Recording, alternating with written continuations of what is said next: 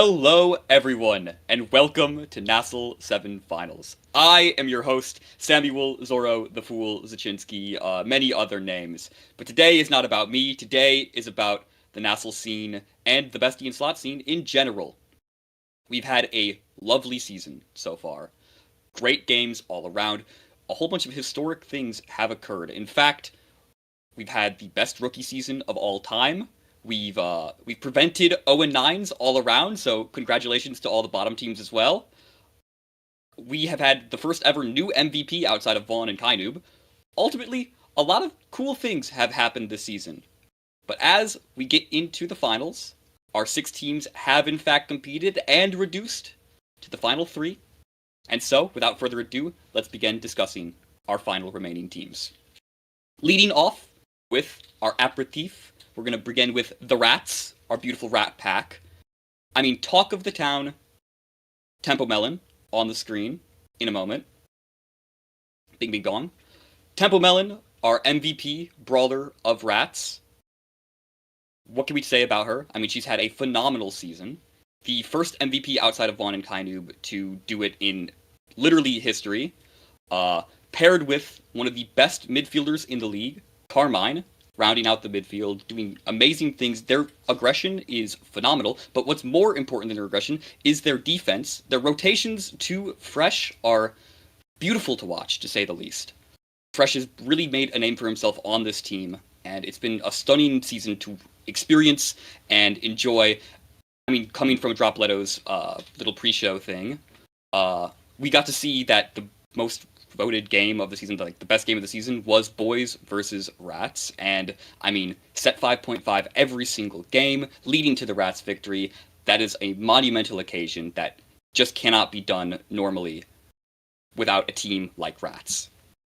Now, their opponents, Demons Raw, except not Demons Raw, what is it called? I've literally forgot the name, but it's Showtime and Demons, Demon Time. There we go. W Demon Time. My bad. Having Gumi take up the mantle of Barcode, that's a massive change. Barcode known for his defensive prowess, and now going to Gumi, who is known for his aggressive prowess, not so much the defense side of things. I mean, not to mention Xianzhu and Joker. I want to first talk about Xianzhu, because Xianzhu is one of the best midfielders of all time, and I don't think he's been getting as much respect as he deserves in this season. He's been playing a phenomenal game, and even though with the mix-up of defense that Showtime was known for, Demons Raw has been making a name for itself and doing great things this season.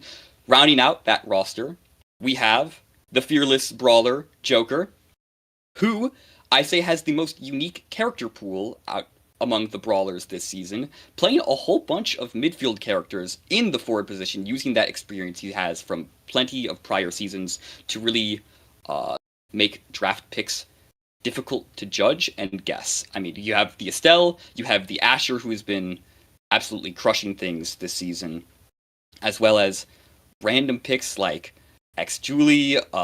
We've seen ultimately some really crazy comps come out, especially Octavia. Don't forget Octavia. I mean, Joker's Octavia is probably the known character, has artwork made of it by Cairo. I mean, Joker's positioning and like ability to play brawler in these unique and challenging ways is going to provide great footage for us moving into this first game.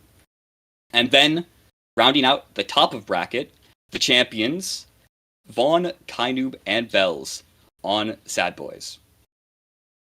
I mean, there's a lot that we know about Vaughn, Kainoob, and Bells. Bells has had a historic season, was almost voted MVP if Tempo Melon did not squeak that out. I mean, Bells has a character ocean, as Vaughn would like to describe, can play practically any brawler pick known.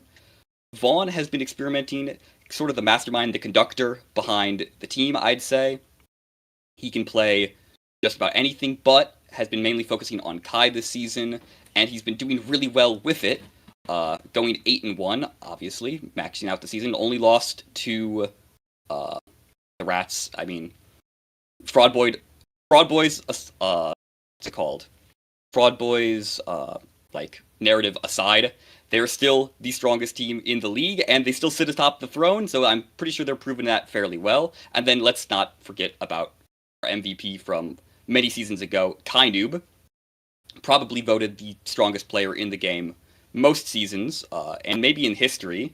Kainoob holding out the midfield for boys coming from Demon's Raw from previous seasons. I mean, Vaughn and Kainoob together are quite the scary duo. There has not been a more scary duo in history than these two, and I mean, they constantly compete with each other and against each other, and when they're together, they pose quite the threat. And so, here are our three teams today that we are competing with. Witnessing, we will first lead with Demon's Raw versus Rats, and that game is going to be quite the show, and the winner of that will move on to fight boys. With that being said, I hope you all enjoy this conclusion of the nasl 7 season, and we look forward to whatever comes next. I have been your host, Samuel the Fool Zaczynski. It's been an honor, and I hope you all enjoy the show. All right, bye-bye.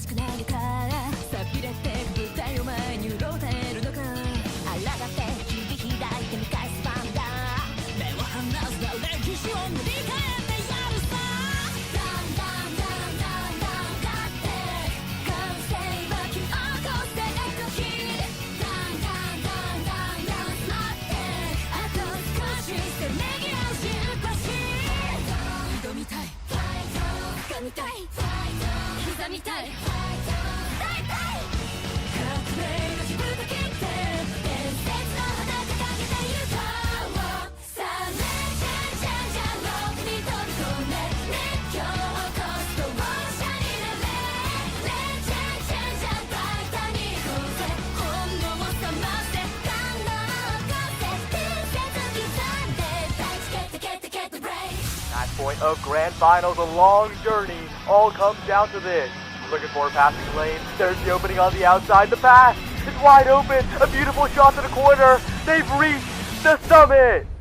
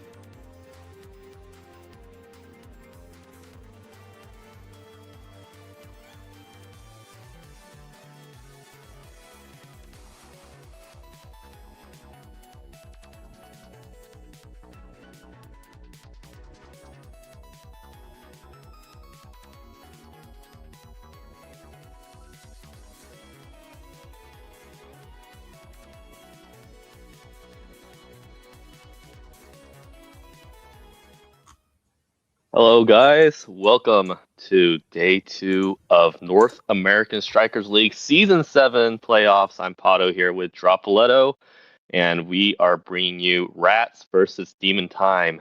And Drop, we are in for a series. I think I'm Rats and Time and Rats. I think these are some big teams.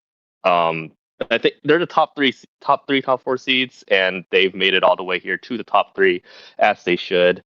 And here they are, one last time to see who will emerge victorious.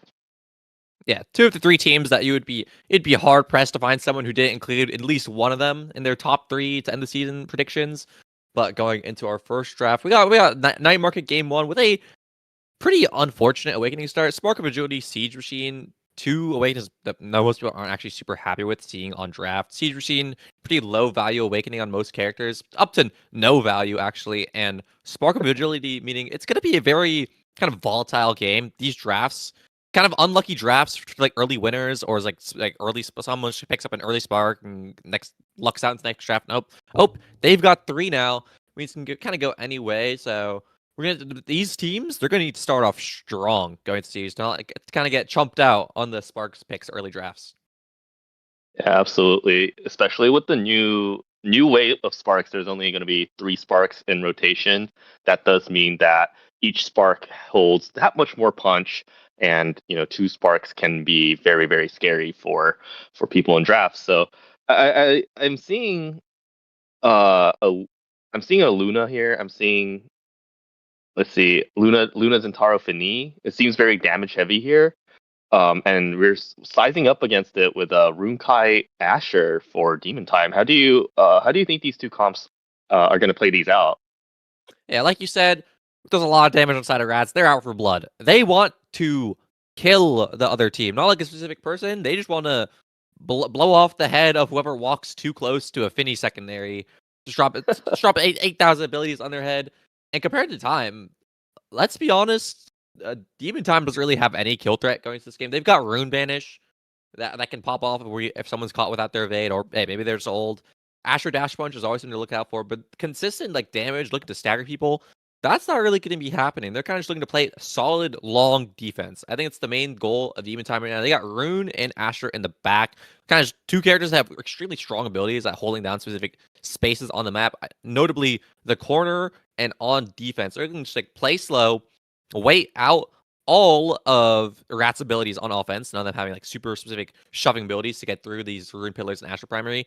And then get the ball to Xianzhu, who's on Kai, who's going to be ready with the Spark of Agility, just kind of run over the rest of the field, just play core control on a team without any movement speed at all, and just look to take them down, probably just like 1 good like rebound out on defense.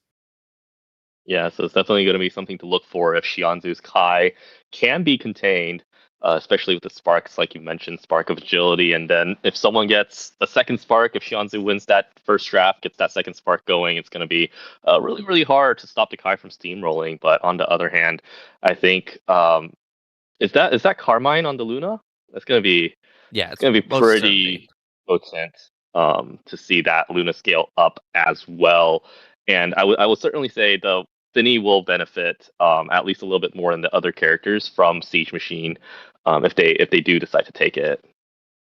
Yeah, I think bringing up actually like the Awakening pools that both sides have access to is pretty important, because both sides kind of cover everything here. It's a little awkward with the positioning of the picks, but usually when like Rune is picked in the game, it's pretty hard to find a character that can deny all the creation awakenings from him. Hey, Fresh is a Finny who's actually very fond of all the creation awakening is on Fade, especially Timeless Creator. Rune's probably best awakening, maybe next to extra special.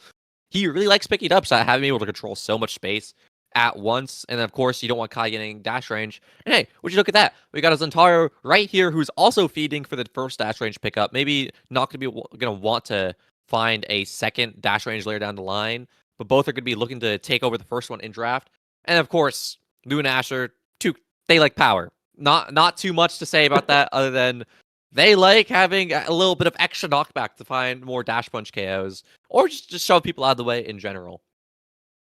Absolutely, it's definitely a really big pleasure to see the 2 teams kind of think it through, not just what they want to play, not just their own game plan, but see the opponent's team game plan and make sure that they're holding the strikers, they're holding a game plan potentially necessary to counter even in the Awakening draft pools, because we've seen so many times where we have a team lose draft and then they just lose O3 completely because their strikers don't really have a matching Awakening pool for the other team, and the other team just can't be denied, or if they do, you're kind of shooting yourself in the foot. Yeah. I'm on you now So moment. I mean, yeah, what do you do if your team doesn't have a creation and the other team has a now? You got to take that Manu, but now you kind of suck. But yeah, so I definitely think we've had a long season.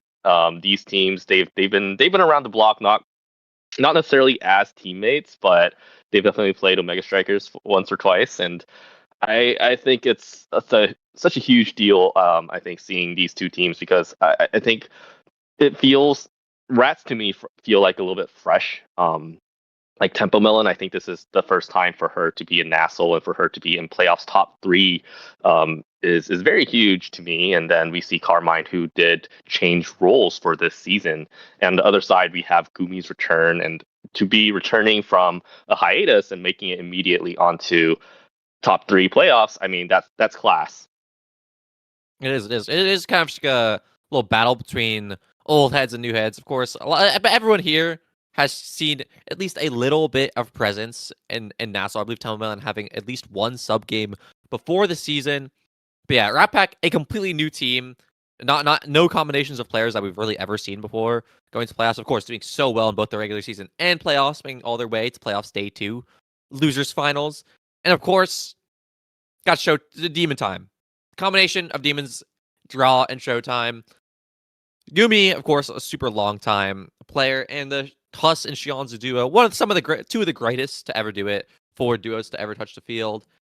And yeah, we're even seeing kind of, like we said, the kind of differing in playstyles. Like, these two teams, they have completely different reads on the meta. It's not like the Awakening start really pushed either team to pick in the way they did. Spark of Agility, Siege Machine, everyone's picking it. Of course, you can make the argument that maybe Gumi picked Rune because it's a Siege Machine. No, Gumi picked Rune because he's Gumi. Be for real. Yeah, it is interesting to see the two teams kind of find different answers to the meta. When you got Showtime full damage, and then Rat Pack full damage. My bad. And Demon Time, just looking to play a more traditional speed midfield shoving brawler, defensive goalie, but of course with Gumi's own little twist on what he considers defensive.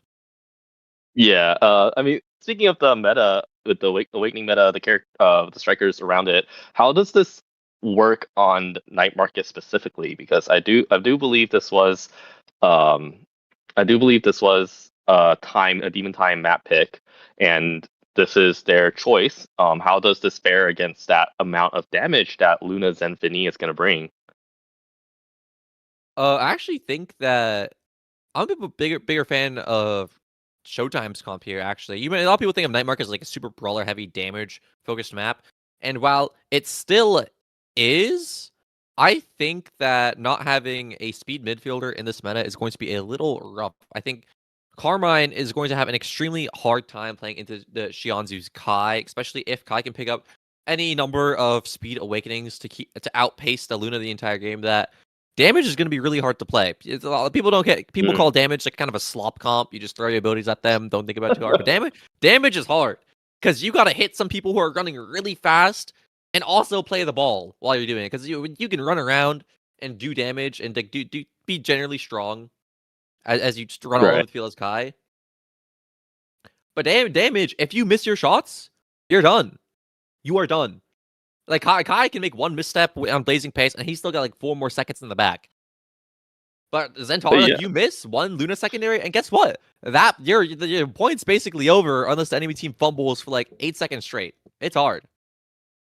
You know, that's convincing. Yeah, I mean, especially at a high level. I mean, they do coordinate damage better, but also the players wiggle a lot better as well compared to the core. That's just usually mindless. You know, it just goes the way you kick it. So that makes a lot of sense. It's definitely going to be down to, I think, the Luna here to butter up the opponent's strikers for the Zentaro to finish off, along with the Fini as well. But I think the triple take is a lot easier to hit than, like the Luna Dash. snipe or a missile. So we are loading into game, but I am definitely excited to see these teams. And I will say, I think Rats were the only team during regular season to beat Boys in a series. But Time definitely has the potential to do that as well, Dropletto. If you had to pick a fan, if you had to be a fan for one of these teams, which would you be fanning for? As much as I want to put my chips on the Rat Pack with such a strong season they've had, I think Huss has been looking just so good this season, and he's one of the brawlers that are willing to pick this broken ass Asher character, who I'm hoping to see does terrible things to Finny this game. Just completely open up this ranged goalie on this busted ass shoving character, and hey, maybe pick up a spark of power and start killing people off cooldown as well. Yeah, I think that would be fun to see. I mean, Fresh is going to have to deal with that Asher pass splitter, barrier beams, and it can definitely shove through a lot of things. Like you said, Gumi on the Siege Machine, everybody else on the Spark, and we're in for a game. Looking good as well. And there's the Asher shoving already immediately coming into play. Finny caught without any abilities left in the net. Just falling to the Asher strike primary path, split right open. Huss having such beautiful dribbles in the corner here, but Tempo is moving up the field. Tempo, I guess, notably is on less of a shoving brawler than she's usually used to. On the Zentara right now, a read from the Rat Packs, all on characters that none of them are specifically known for, except for Fresh on the Finny. And they're going to have to prove that, of course, they made their way to playoffs day 2, but can they still do it when the meta has kind of shifted really hard from how it started in the beginning of the season? Yeah, so far it is looking a little dire for them. Tempo is taken off the field, even with the Luna Nuke coming down to cover, and Gumi loses the barrier. But Rat Pack does have a flip, and they're gonna use it there. Oh my goodness, Shianzu though is gonna get that goal. So like it's they got to show improve, but right now it's looking like Demon Time. Yeah, beautiful layered strikes coming out from Shianzu and Joker there. Just covering as much space for as much amount of time as possible, and Fresh just was not able to find the right timing through the Asher primary, and of course through both of the forward strikes, putting Showtime up at a very pretty early point. And I'm kind of expecting to see the same happen. I think that the side of Rat Packs are kind of opted to scale a lot harder. They're looking to get a lot of damage and just run over the side of Demon Time once it happens. But Kai Asher, these are some of the two strongest characters at level 1 at the base kit with no awakenings. So it's going to be kind of a big hill for the Rat Pack to climb. Yeah, but if they climb this hill, definitely the rewards will be there. Gumi is brought down low on the other side of the field, but Joker and Shianzu have control of the midfield. Gumi trying to get the Night Market Gates back, denied by Carmine, who is enjoying that quite a bit, and this time it's Tempo Melon getting to speed, but Gumi holding with the pillar buys time for Shianzu and Joker, the Showtime duo, to get up and close the gaps. So far, Tempo and Carmine doing an excellent job in the midfield, but Fast Splitter comes down, and Gumi is there on the lower end waiting. Using the core flip, gets it away from the Luna, and now Huss gets another chance at the top corner. They have a flip as well, passing it back to Gumi, dashing in, but Carmine and Fresh, great plays, but they get it around even still. Beautiful passing coming out from Shianzu and Joker there, just showing that, they've got that side of Rat Pack, they got no abilities left. They're just strikes. They're about to get opened up. It's just a matter of time till they can find the right pass to take it, which Shianzu was able to beautifully get down to Joker here. But I'd like to also just point out for this point, Gumi is kind of signature pick this season, the Rune goalie. Whether or not you think that this pick is particularly viable at the moment, it doesn't really matter, because we still have to consider what does Rune do well over other goalie picks. And I think Gumi is the reason why he likes to pick is because his teammates, let's be clear, they're used to playing with the melee goalie lockdown. And Gumi's not quite known for that, but what Rune does, it actually gives him the ability to play for like a more defensive position, like with the pillar that we see happening right now. Lock down a specific area of the map with a big circle, as Atlas is known to do, speaking for no particular player in particular. And but still be able to walk up with the Rune teleports. Yeah, the ball gets past him, and he just doesn't care because he has another Rune primary in the back. And I just think it's like one of the best showings of, yeah, this pick works on this specific player so well. Yeah, I mean, that was a really scary moment even there. If Carmine didn't win that strike war, Fresh would have lost it, and this time Carmine couldn't get to it in time. And all of a sudden, we have Demon Time up 3-0 over to Rat Pack. Beautiful showing from Demon Time. starting out the season extremely strong and is immediately rewarded with one of the dash ranges we talked about in draft earlier.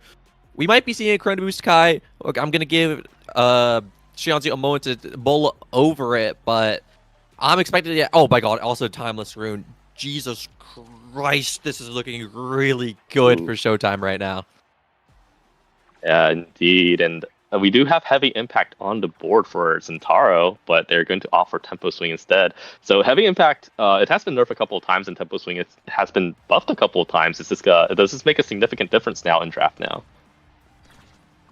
Yeah, a lot of super happy pickups, but I will say, you're not too upset if you're the Rat Pack. So you got to deny Stagger. The enemy team didn't get any like more defensive awakenings. They just got their Biss. You know, it's like don't worry about that too much. And look at that, Xianzhu is almost going down. Shenmue just barely missing out on the kill, not having the eye rushed or whatever Zentaro ultimate is called to secure it, but it just doesn't matter. Plus, the Joker is doing too well at securing these barriers. Just a little bit of size and speed is all he wants. All Asher needs to run a train over the point. And the core has just been in control for so long, but the Rat Pack's given one opportunity, gets the ball up to Tempo Melon, securing the first barrier, but Gumi's moved up the field, looking for the banish play, gets it hit on Fresh, and just looking to shove it in with the Joker, has the flip, and just kicks it in. The Joker and Gumi showing that, hey, we can, it's just not just the synergy between the Joker and Xianzhu, but just Gumi with the rest of the team as well.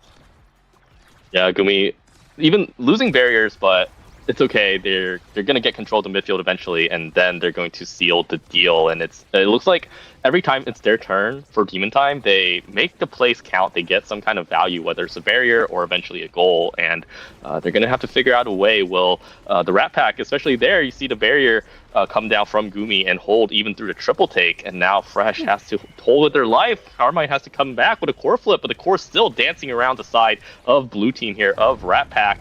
Joker is there. The barrier does come down though, and that big finish is going to be looking a little scary, but eventually we're going to see Husk go down with Gumi there, push through the barrier. Fresh uses the core flip, doesn't get both barriers though this time, and it's looking like it's going to be a little bit of a scary moment here for Rat Pack as they use their flip again, trying to get Husk off the field, and they do. Xianzhu though, playing with Gumi so well, can't get around to Tempo Melon, who is there ready, but they have to fight against Gumi holding midfield. Barrier does come down there, Oni's Blade, waited out by Xianzhu. Big finish is there, but Pillar once again, and Fresh has to deal with a weird bouncing core, and now power play is over. But they make it happen again, does Tempo Melon taking Xianzhu off the field, but the Joker playing a 2v1, no problem. Demon Time clutch it out. Yeah, the Joker just pushing the size advantage so far. The little Luna just cannot keep up with the Demolitionist Asher. Joker dribbling all over Carmine's face there, not able to get it out. And the Joker has just been such a good job at keeping the ball like in these tight corners, right? Look at that, gets it right into Fresh's face. Not someone you want to be against the Asher. And is doing a great job at just keeping it there for as long as possible. We've seen these points that Showtime has been showing that their way they play possession, they're making it go for as long as possible. Even if the ball comes out, someone's always ready in the back to get it. Like Xianzhu even moving all the way into goalie position because Gumi already had a stronger placement in the top side. And they get the ball to Joker, and he's just able to keep it for so long, getting it right through Fresh, spending the flip just for the hit stun. And that's another 3-0 for the side of Rat Pack. Or for the side of Demon Time, I'd like at least to point out the Rat Pack. We saw some kills coming out in the second point there. Like I said, they got a little bit of damage. They denied Stagger, got the tempo swing in their first marks here to claim, probably going to the Joker. But they're showing that if they can start getting the KO train going, I think they can still turn this series around. Yeah, absolutely. Tempo Melon with that heavy impact, not heavy impact, sorry, with the tempo swing is looking quite scary, and they did get those chain kills, but we gotta see, because I'm not sure if Reptile Remedy Luna is necessarily like a big boost to damage here. Tempo did get the Happy Star though, so there is a little bit more Oni's Blade coming out immediately used, and the Joker's looking so low. This is scary. They're seeing some more success on damage as these points go on, but Demon Time have been effective on the turns that they've been having. Tempo Melon does win against the Pillar. Gumi setting it up a little bit lower this time, but still Xianzhu is there to pick up the core from slipping through, and Joker gets the first barrier, making the core last on the midfield, gets a second barrier as well. I mean, Asher is is cracked, but Joker seems unfazed. There we go, taken off the field by Tempo Melon, and now this is the chance for the Rat Pack to make some points back. And Banish coming out, though, giving a great stall as well with the Giga. Now the power play is kind of held very easily by Demon Time as well. The Joker coming out with the barrier beam, with the passer, pushing it through once again, and now it's Demon Time trying to put on a lot of value. Oh, that was a little bit of a mistake here from the Demon Time backline, but still the flip is there to answer for it. Oni's Blade misses, and Fresh and Carmine trying to pass it around with that team player value, but Joker is there, almost loses it, forces out the core flip from rightfully Fresh. And now with the Night Market Gates speed from Shianzu, they're looking to push on through the big finish. Here's the barrier beam coming out. Carmine has to use their flip defensively, and Gumi trying to banish Tempo Melon out, but is going to miss. Now that great boost coming out, but they have to be on the defensive once again. Does the Rat Pack. Barrage Giga waited out, thwarted, but Shianzu and the Joker just passing it through with their strikes. Just so patient because they have all the core control in the world. Beautifully done from Shianzu and the Joker, and just showing that even the damage stack was looking really, really hard for the Joker to deal with. Going down that point super early, and it's like I believe dying twice in a single point, but he was able to actually stay alive for such a long time, showing that hey, you're able to get damage on, but if you can't secure the kill on Joker, he's even through the stagger is able to make so much pressure for his entire team to work with. But there's another kill coming out on Shianzu. Recovery drone bailing the Kai out. Hus is just looking to try and shove it through this Finny ultimate as hard as possible, but Gumi gets caught out on the rotate. And it's placement from Tempo Melon, but nothing is being found. Gumi's doing such a good job at holding it for as long as he can, but can't quite do it against Tempo Melon. Has the Zentaro passive. The damage is looking super good for Shianzu as well. And Tempo Melon just egos out the Strike Roar, getting it through Shianzu and taking the first point for Rat Pack this series. Yeah, that was a much needed trickle here if you're a Rat Pack or a Rat Pack fan. I mean, Rat Pack has been playing very, very well, but I feel like they were missing the 2% needed to get it through. And oh my gosh, just another 2%. Fresh waits a little too long, and now all of a sudden Rat Pack have to deal with an open barrier behind them. They do get a kill onto Shianzu though, and they are very explosive. Gumi and Hus have to hold all by their twosome. The power play, but the rune barrier just creating some Tempo Melon moments here, and the power play is kind of thwarted now, and this is looking really dangerous from the Rat Pack all of a sudden, as they have to deal with a full 3-man as until the Zentaro comes back, and come back they do, but the Joker and Shianzu are answering back. Great angle from Carmine, and Tempo Melon with the EI rush, forcing Gumi to use their core flip. Oni's Blade is going to hold the core in as they wait for the Night Market Gates. Carmine, though, unable to get in position in time. Fresh has to use their core flip as well through the pass splitter is held. Gumi and Shianzu, wonderful defense on the back line as Fresh and Melon try to get it through 90. Gumi is there, though. Great teleport back, and the pillar is going to hold. Joker using the core flip, unfortunately not getting much out of it, and the big finish puts him down low, but there is nobody to finish them off. But it's okay, Rat Pack aren't looking for it, they're looking for a goal, and the goal they get as Tempo Melon, great timing on the strike, great placement, they're going to get it past. Yeah, outside of Tempo Melon's very questionable secondary, about halfway into the point, dying to the rune pillar, I had a lot of time to react to it, but just not quite enough. The damage, like I said, the damage stack that the Rat Pack is able to put down, it's looking extremely respectable right now. The Joker is looking low right now. No evades to work with. Shianzu just immediately puts a half out after eating 2 primaries from the enemy forwards, and the Joker is now staggered.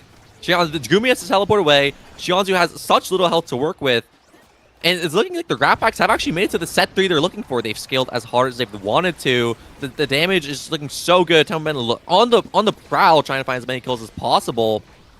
And they're being rewarded for it. From what was looking like such a dominant series from Showtime, is now kind of just being turned on its head. They're just 2 damage awakenings, by the way. Carmine's picked up only stagger. 2 damage awakenings on Zentaro. Just 2. Yeah, it's really scary. Great pillar from Gumi, though, picking up what could have been a goal there. If you're Demon Time, you really want to end this here. You don't want to give any more scaling damage. Awakenings, great 90.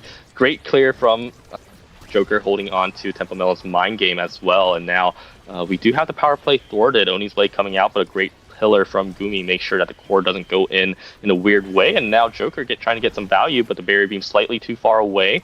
And Carmine passing to Tempo Melon, who has to slice and dice, who has to flip. The barrier does come down, though. Shianzu lived through that, and this time Tempo won't dash into the room pillar and will live. And nice Zentaro passive, and Tempo surviving, learning from their mistakes. They bring home the first set for Rat Pack. Yup, extremely well played from Tempo at that point, staying right outside of the Rune Pillar range, managing to just barely stay alive while getting secondary in there and closing it out. With the Zentaro passive ability, could have looked to upgrade it, picking up the Adrenaline Rush for Zentaro. Yep, Zentaro gets the Bug Abuse. By the way, if people don't know in chat, when Zentaro picks up Adrenaline Rush, his strike is reset on passive use, so he gets to do a double strike every time that passive's up. And another Stagger Awakening to Carbine Nuclear has picked up all of them: Stagger, Exodia, Reptile Remedy, Peak Performance, and Bulk Up. And the picks for the side of Demon Time, outside of Hotshot Rune, which is going to be disturbing, aren't that quite what you're looking for right now. Yeah, no third Spark to be seen. Joker isn't going to be Spark Mayor for another set at the very least. And then if they win the set, you know, they're winning the game. So it's not going to be, we're not going to see it this game at the very, very least. Joker dashing through the Nightmare Gate, stunning Frightfully Fresh, getting the Pass Splitter up, looking for that second barrier pick up. But that strike reset coming out with the ad rush immediately. Dropletto. It's looking so good here for Tempo Melon, deciding to win these games. Gumi is there, getting it past the Oni's Blade. Wonderful holds coming out for now, but this damage stack is starting to pile up as the Joker's looking low, just being bounced around here, unable to help with the defense. Tempo Melon flips and scores, and it's looking like all Rat Pack starting set 3. Yeah, the Bug Abuse is looking good, but bugs aside, this Adrenaline Rush is also going to be so scary.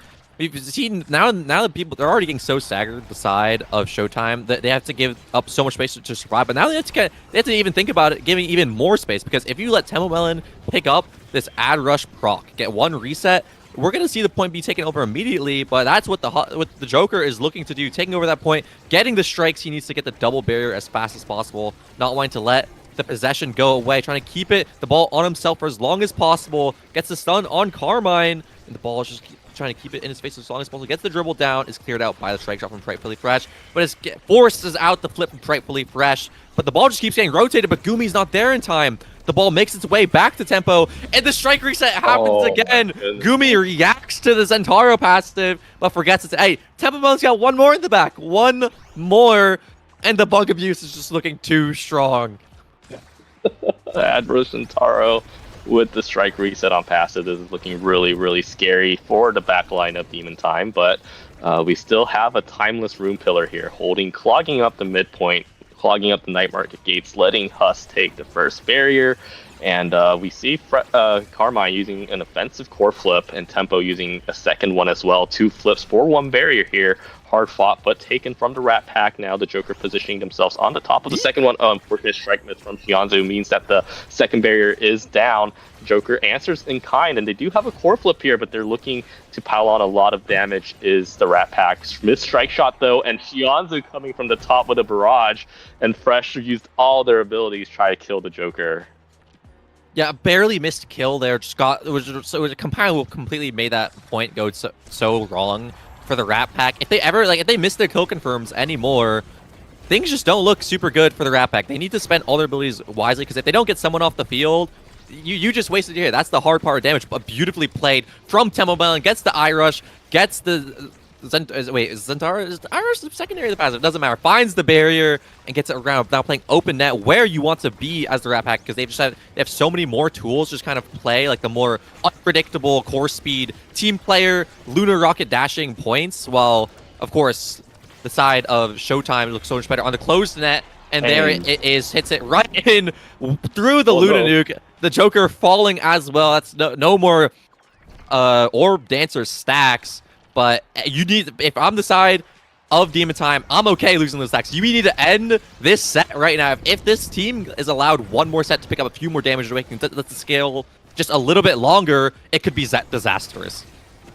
Yeah, recovery drone used from Shianzu, but well used, because they do get 2 barriers off of that, but that's all the more reason to end it right here, right now. Pass Splitter coming down, Big Finish answering in kind, but Joker playing against Carmine. Fresh is there with a core flip. They want to make him spend it here. And oh my goodness, the Timeless Rune Pillar value is going to give Demon Time a victory. And things were looking dicey, but they did pull one out of their back pockets, and now they did win on their map. They're going to go on to Demon Time's map.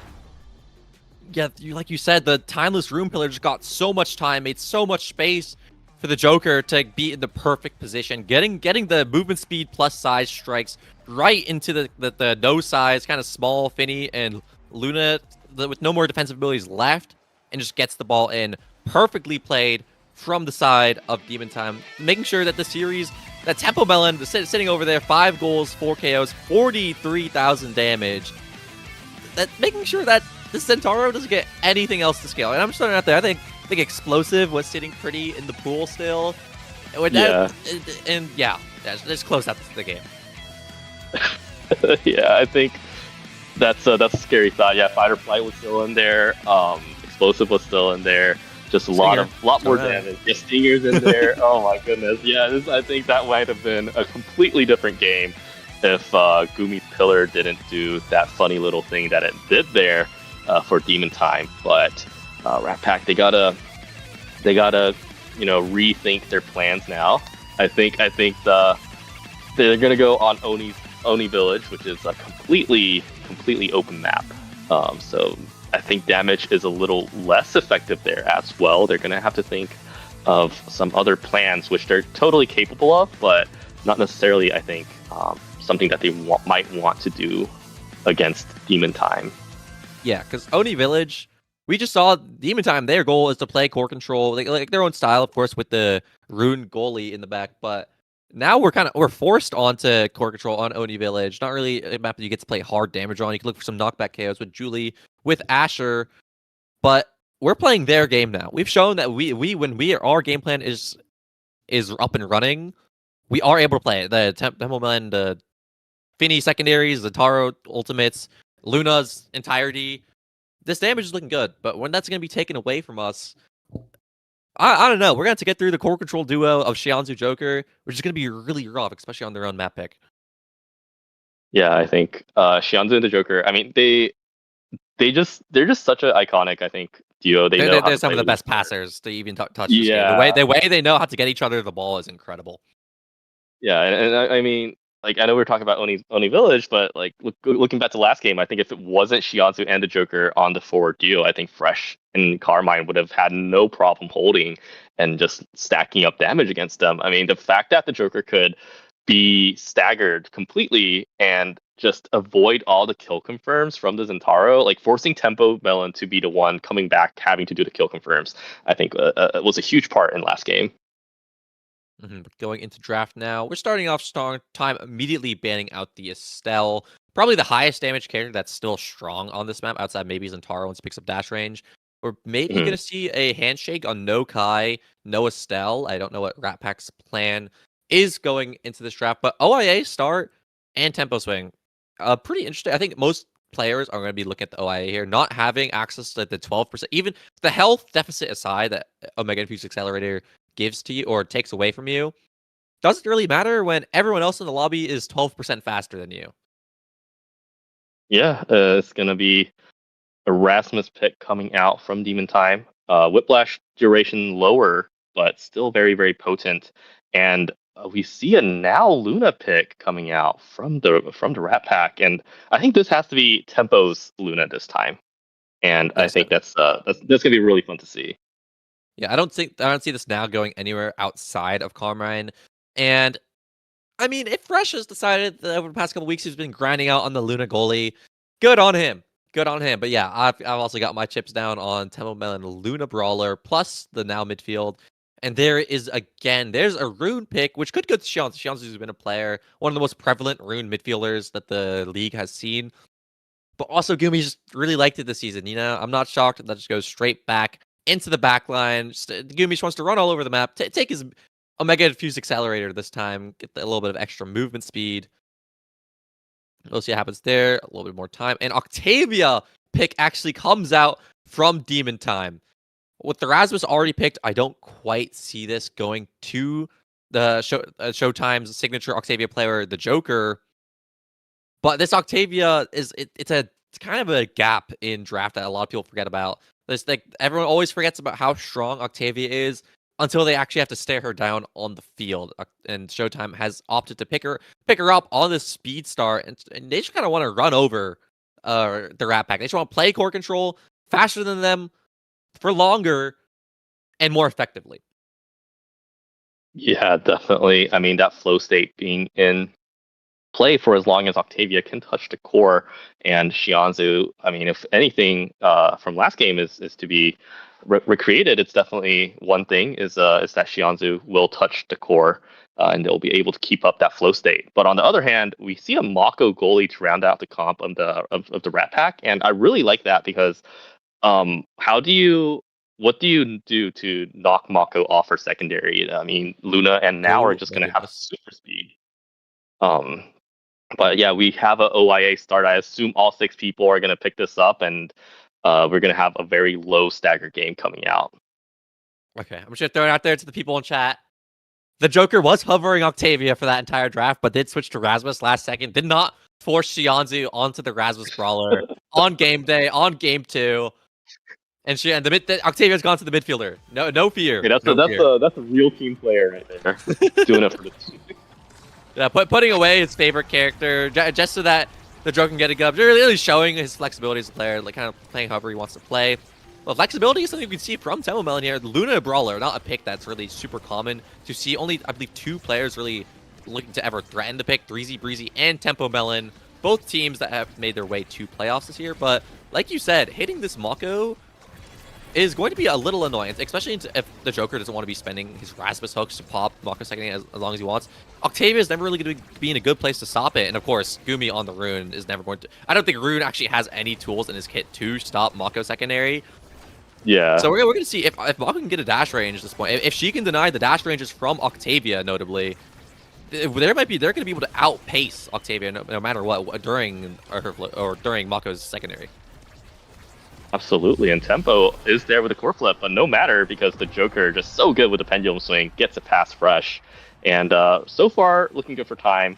But as you said, the real game is going to start in the drafts as these dash awakenings start piling up. And on the side of Rat Pack, I know that not only do we need to play insane this series to get through, but we need to make sure this set goes as exactly as we want. So we do find a beautiful kill from Temple Melon, looks for the secondary, finds the flip right afterwards. But Shianzu's just buying so much time with this flow state while it is timed out. It's already bought enough time for Gumi to come back off the map. The power play not really be able to get quite anything done, and Gumi's returns to the net. But it's now the Shianzu to go down. Another kill coming out from Temple Melon. Actually, has so many players without the evade, just taking them off completely. Basically zero counterplay, unless we were already predicting the dash was coming our way. But Gumi's played this defense beautifully, but not beautifully enough. Losing the last interaction to Temple Melon, walking up to try and make a hero play, not buying enough time for Shianzu to respawn. Yeah, 1-1 all tied up already, and we're seeing the Rat Pack is looking really strong in their game plan when it's executed properly. This time they do lose to Octavia, but I did make a mistake last time saying that this was the Demon Times map pick. It's not. This is the Rat Pack's map pick, and I'm starting to see why they have a perfect blend here of damage and core control, and they're making it work really well. Temple Melon walking up there with the speed. Shianzu is looking very, very low, unable to really contribute to the play here because now and the Mako just locking Shianzu down, and they have to just play corner kit, and Tempo Melon loses Strike War, but they have a second chance with Carmine coming out. Tanks the pendulum swing, and this is looking scary with the Joker hooking, but dodges, and the Joker does get the barrier. But Carmine does kill Joker, and now they have a power play with Joker looking low. They have to spend their pendulum swing onto Frightfully Fresh, but they have to rely on Gumi for all the defense, and unfortunately, the ability difference is going to be so great. Yeah, Hush just not being in a spot to, like, if you want to clear that ball, you're going to have to die. So he did opt to choose to dodge the rocket, but it hits the core, and Gumi was just not quite ready for it. Going in right past him. But I will say, there's been a lot of damage, not just from the side of Rat Pack with the Luna. Both it's kind of been a slugfest going on in these corners of Oni Village. With, yeah, Temple Melon being forced to spend the flip, trying to just barely avoiding the stagger. And now I'm pretty surprised that our health bars are going down so much. We've gotten so many staggers on both sides, so many knockback KOs I can forgive. That's Tempo Melon on the Luna, just kind of running around, just kind of gimmick people. But if they can find more staggers, we can force now to spend our secondaries on healing over movement speed. Things could look really good for Demon Time, even though they are down 2 points right now, or 1 point right now. Yeah, so far Temple Melon is the lowest looking person in the lobby. That's going to change very quickly with that Luna nuke coming out, forcing out Shianzu's evade and taking some of that stagger. Flow State is up and ready though, and that base drop unfortunately isn't going to find anything, but the Flow State does continue with the Joker just backing Shianzu up, making sure that Flow State will be there forever. Gumi passing in 90 to Shianzu, and now Tempo Melon coming up using the Oni's Gate speed, but it's going to be once again a cracked Tempo Melon, and Mako Cage trying to stall some time, but it's been all demon time this point so far.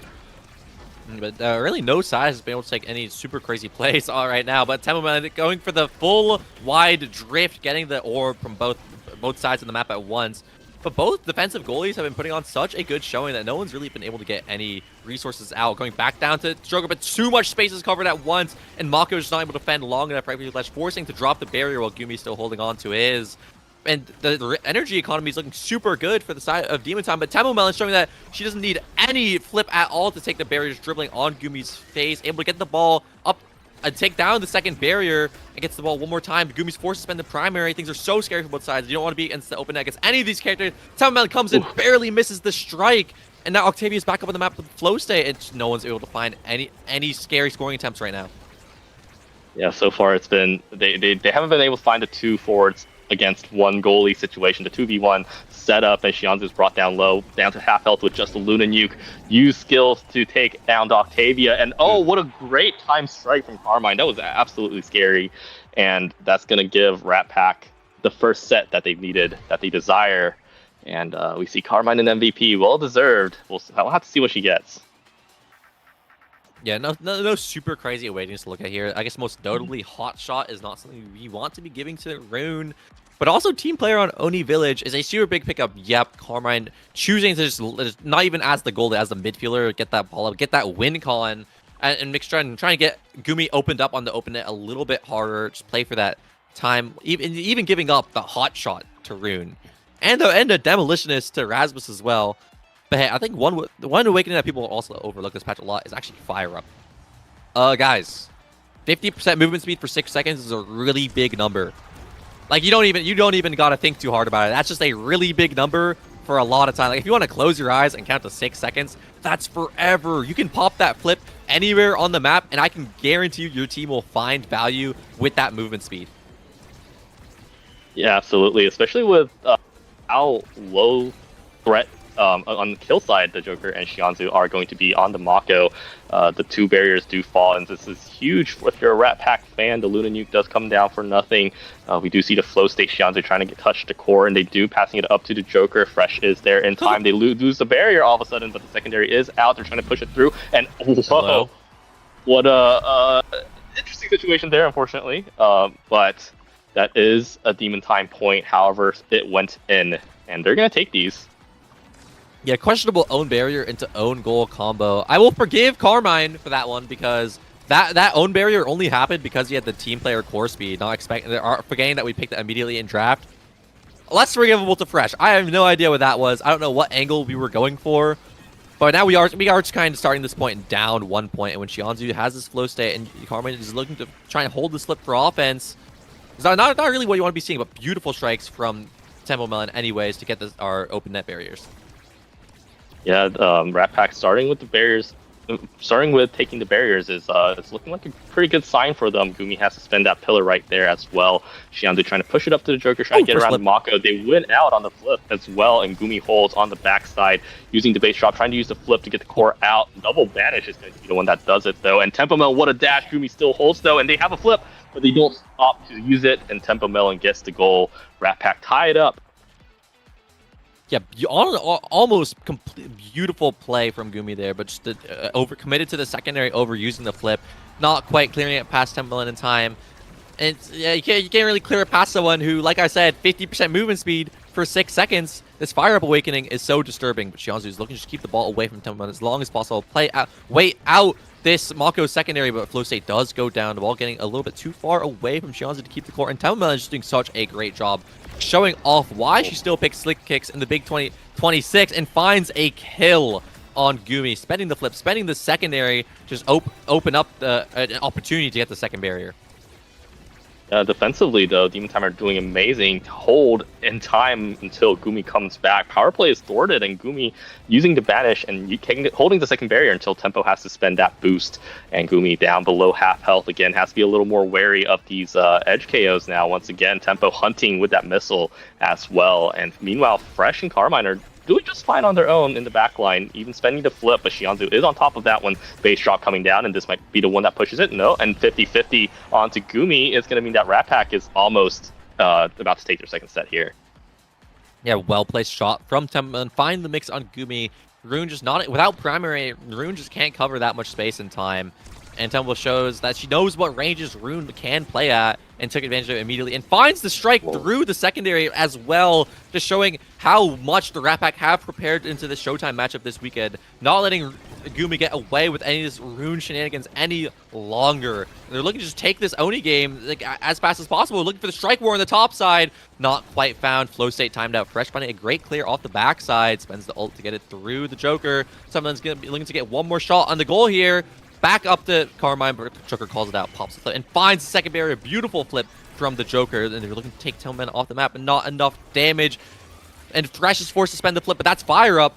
Carmine Nuclear is running down the lane with the movement speed, gets it to Tillman, which, by the way, it's still going, but just barely loses the strike war in the end.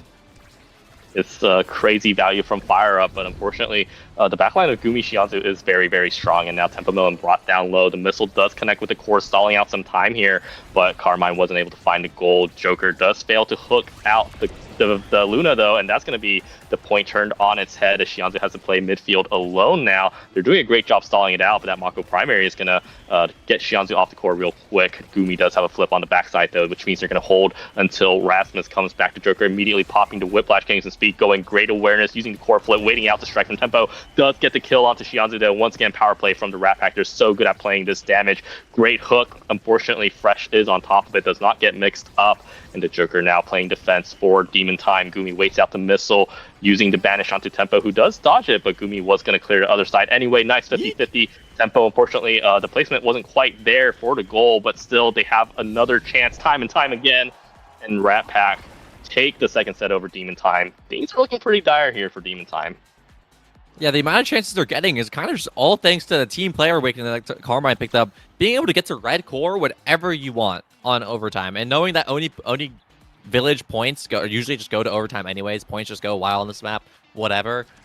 We've been finding so much value, and on top of that, we're picking up Monumentalist now. The only awakening that you're really scared of from now being picked right now, and kind of nothing for the Octavia yet. No, one more Spark is of course going to be a little bit scary, but no signature Chrono Boost or dash range awakenings for Octavia to try and take over the game with.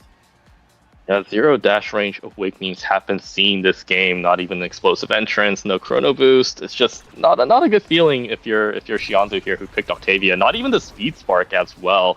So yeah, things are looking. Oh, even the awakening pools are looking a little bit good for Rat Pack here. And Luna Nuke coming down, Shianzu with the flow state, but does lose against everything that Tempo Melon had. And a base drop though with that damage is gonna seal the deal on the Luna. So it's a power play here for Demon Time, and they just need to find some value out of it. They do find the first barrier, and they're gonna lead it to a second. And this is looking so good for Demon Time. But we have Tempo Melon coming back though, and they're gonna boost in.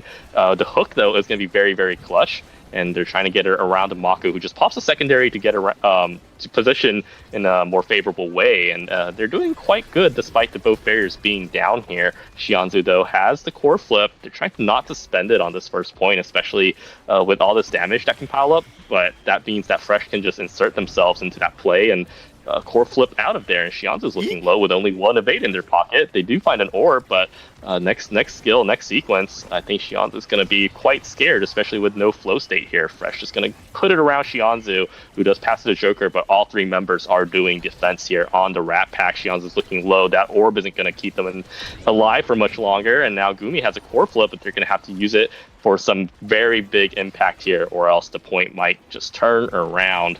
And we have Carmine with that Monumentalist now using the secondary. Joker is on top of it. Great defense from Demon Time so far. We have Shianzu coming back here, filling the gaps that Gumi can't fill.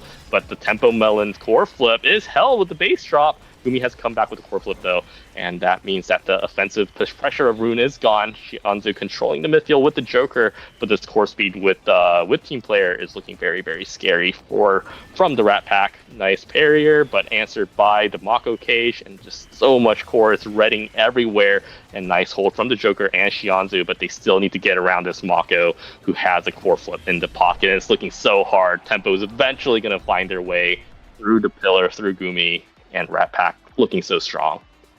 Man, team player Oni Village is looking so awesome to play against right now. If I am the side of Demon Time, I am full smiles, having such a good time into this broken ass awakening.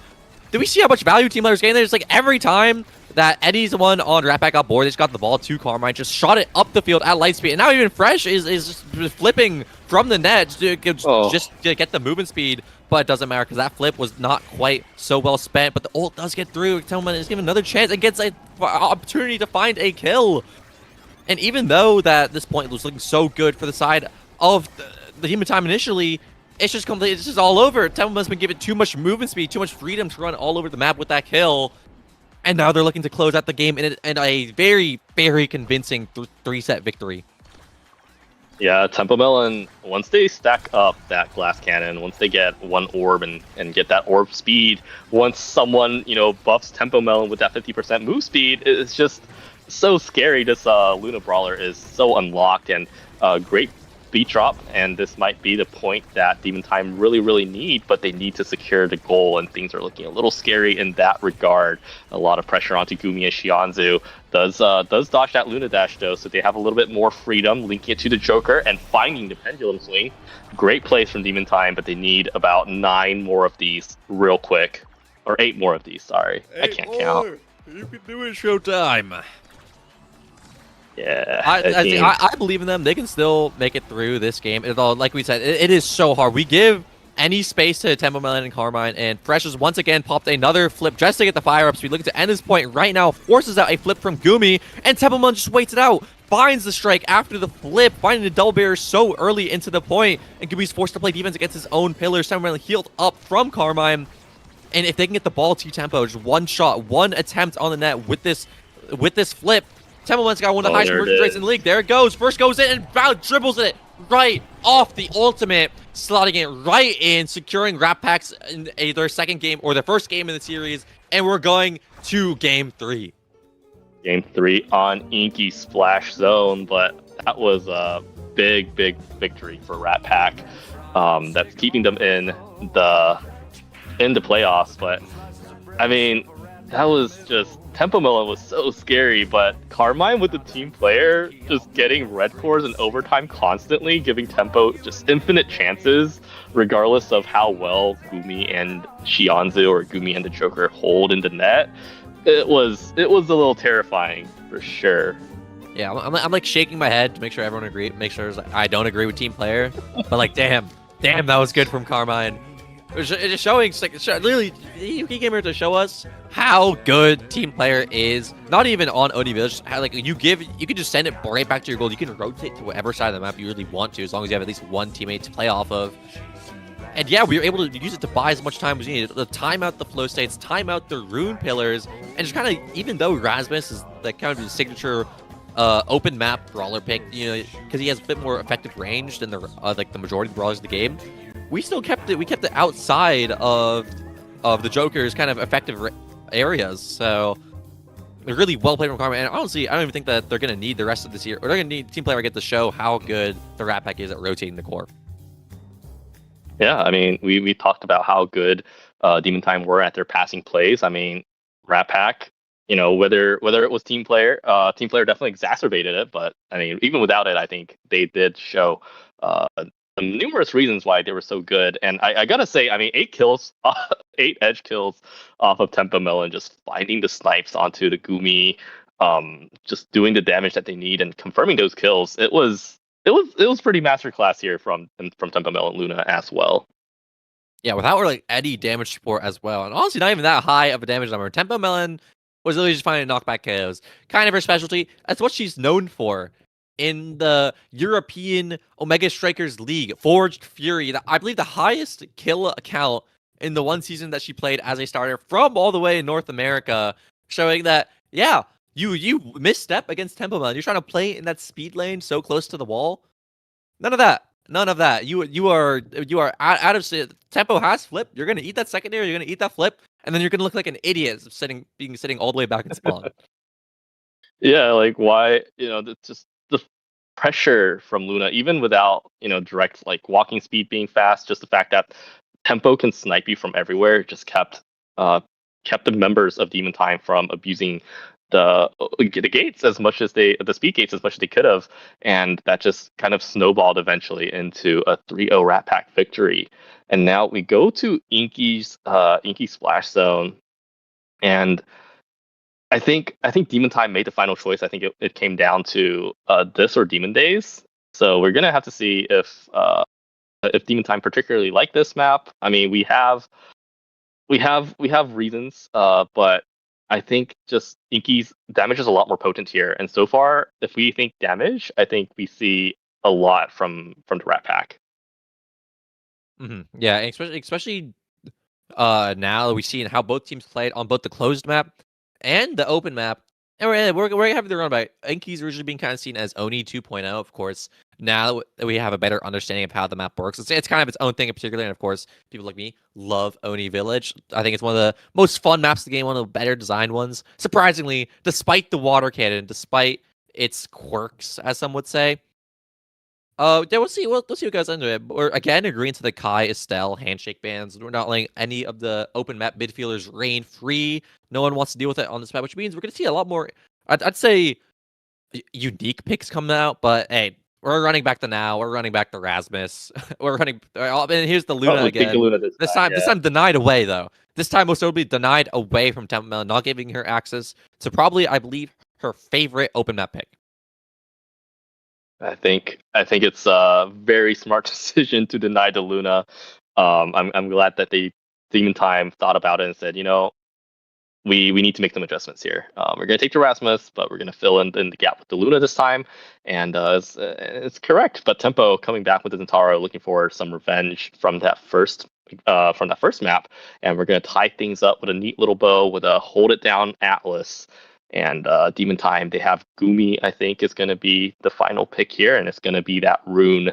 So we have a little bit of similarities, but ultimately, I'm liking the adjustments that both teams have made.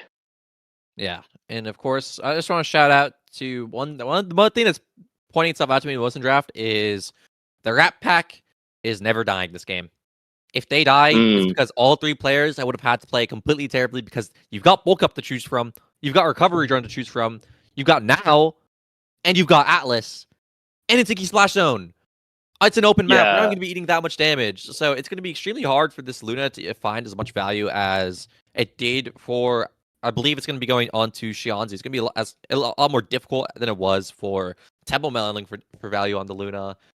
And of course, Rasmus Luna is going to be a forward pair that's going to get back, going to have to get through the signature defensive backline of Now Atlas. Yeah, for sure. And I mean, we talk about Luna rune combos, but having the Atlas there just ready with the Celestial Intervention, I think it's going to be pretty huge as well. But we'll have to. I mean, everything's in the details, right? I think both teams they made it here. They're in top three. And whichever team makes like a slip up, it's going to be capitalized on pretty harshly, and this is both of their final maps. Whichever team wins here is going to move on for a match against Sad Boys in the grand finals. So we're getting into it. The last map of the series, Inky Splash Zone, Demon Time versus the Rat Pack. Yeah, that was only if you looking at all these green circles around our players. Basically, everyone has opted into the recovery drone except for Temple Melon, choosing to go for the bulk up, looking to take a little bit more power on the Zentaro, maybe even looking to power her way through the enemy team and take out some of these recovery drones to secure some kills onto this point. And I was talking about how hard it's going to be for the side of Demon Time to find kills. Finding a kills through the recovery drone, it sucks. It sucks. Spending all your abilities to get just basically half a KO. You just send them back to spawn. It's always so difficult. But Temple Melon just does not care. Finds not only a kill on Xianzu, but a barrier in the process as well.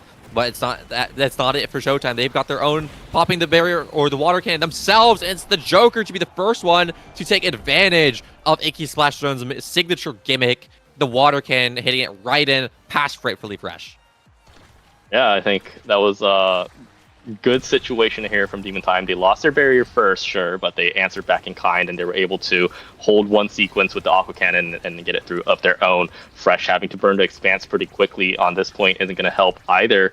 And Nile Dorito perfect, but the Strike War win from Gumi means that Carmine has to spend a core flip here, and both forwards here, Joker and Shianzu, both have a core flip. Shianzu's stacked slightly late though, and the Joker trying to get in position, but the Aqua Cannon push coming down is going to be held so far from Gumi. Redirection up from Carmine, but the Pendulum Swing and the Banish is going to force him off that point. And Tempo has a core flip though. The EI Rush already denied from Gumi here, and both forwards from Demon Time once again have core flips ready in hand. Burst from Tempo Melon is going to get it, but the angle, unfortunately, isn't quite crisp enough, but still doesn't matter if Carmine links it to Tempo and gets it in. Wonderful passing play here from the Rat Pack. Yeah, wonderful passing play from Carmine Uniclear and Frightfully Fresh. We will not be giving Tempo any flowers for that point. Completely casing on the top side, but bailed out by Carmine Uniclear, getting the ball back to her for a beautiful shot, last shot on the top side.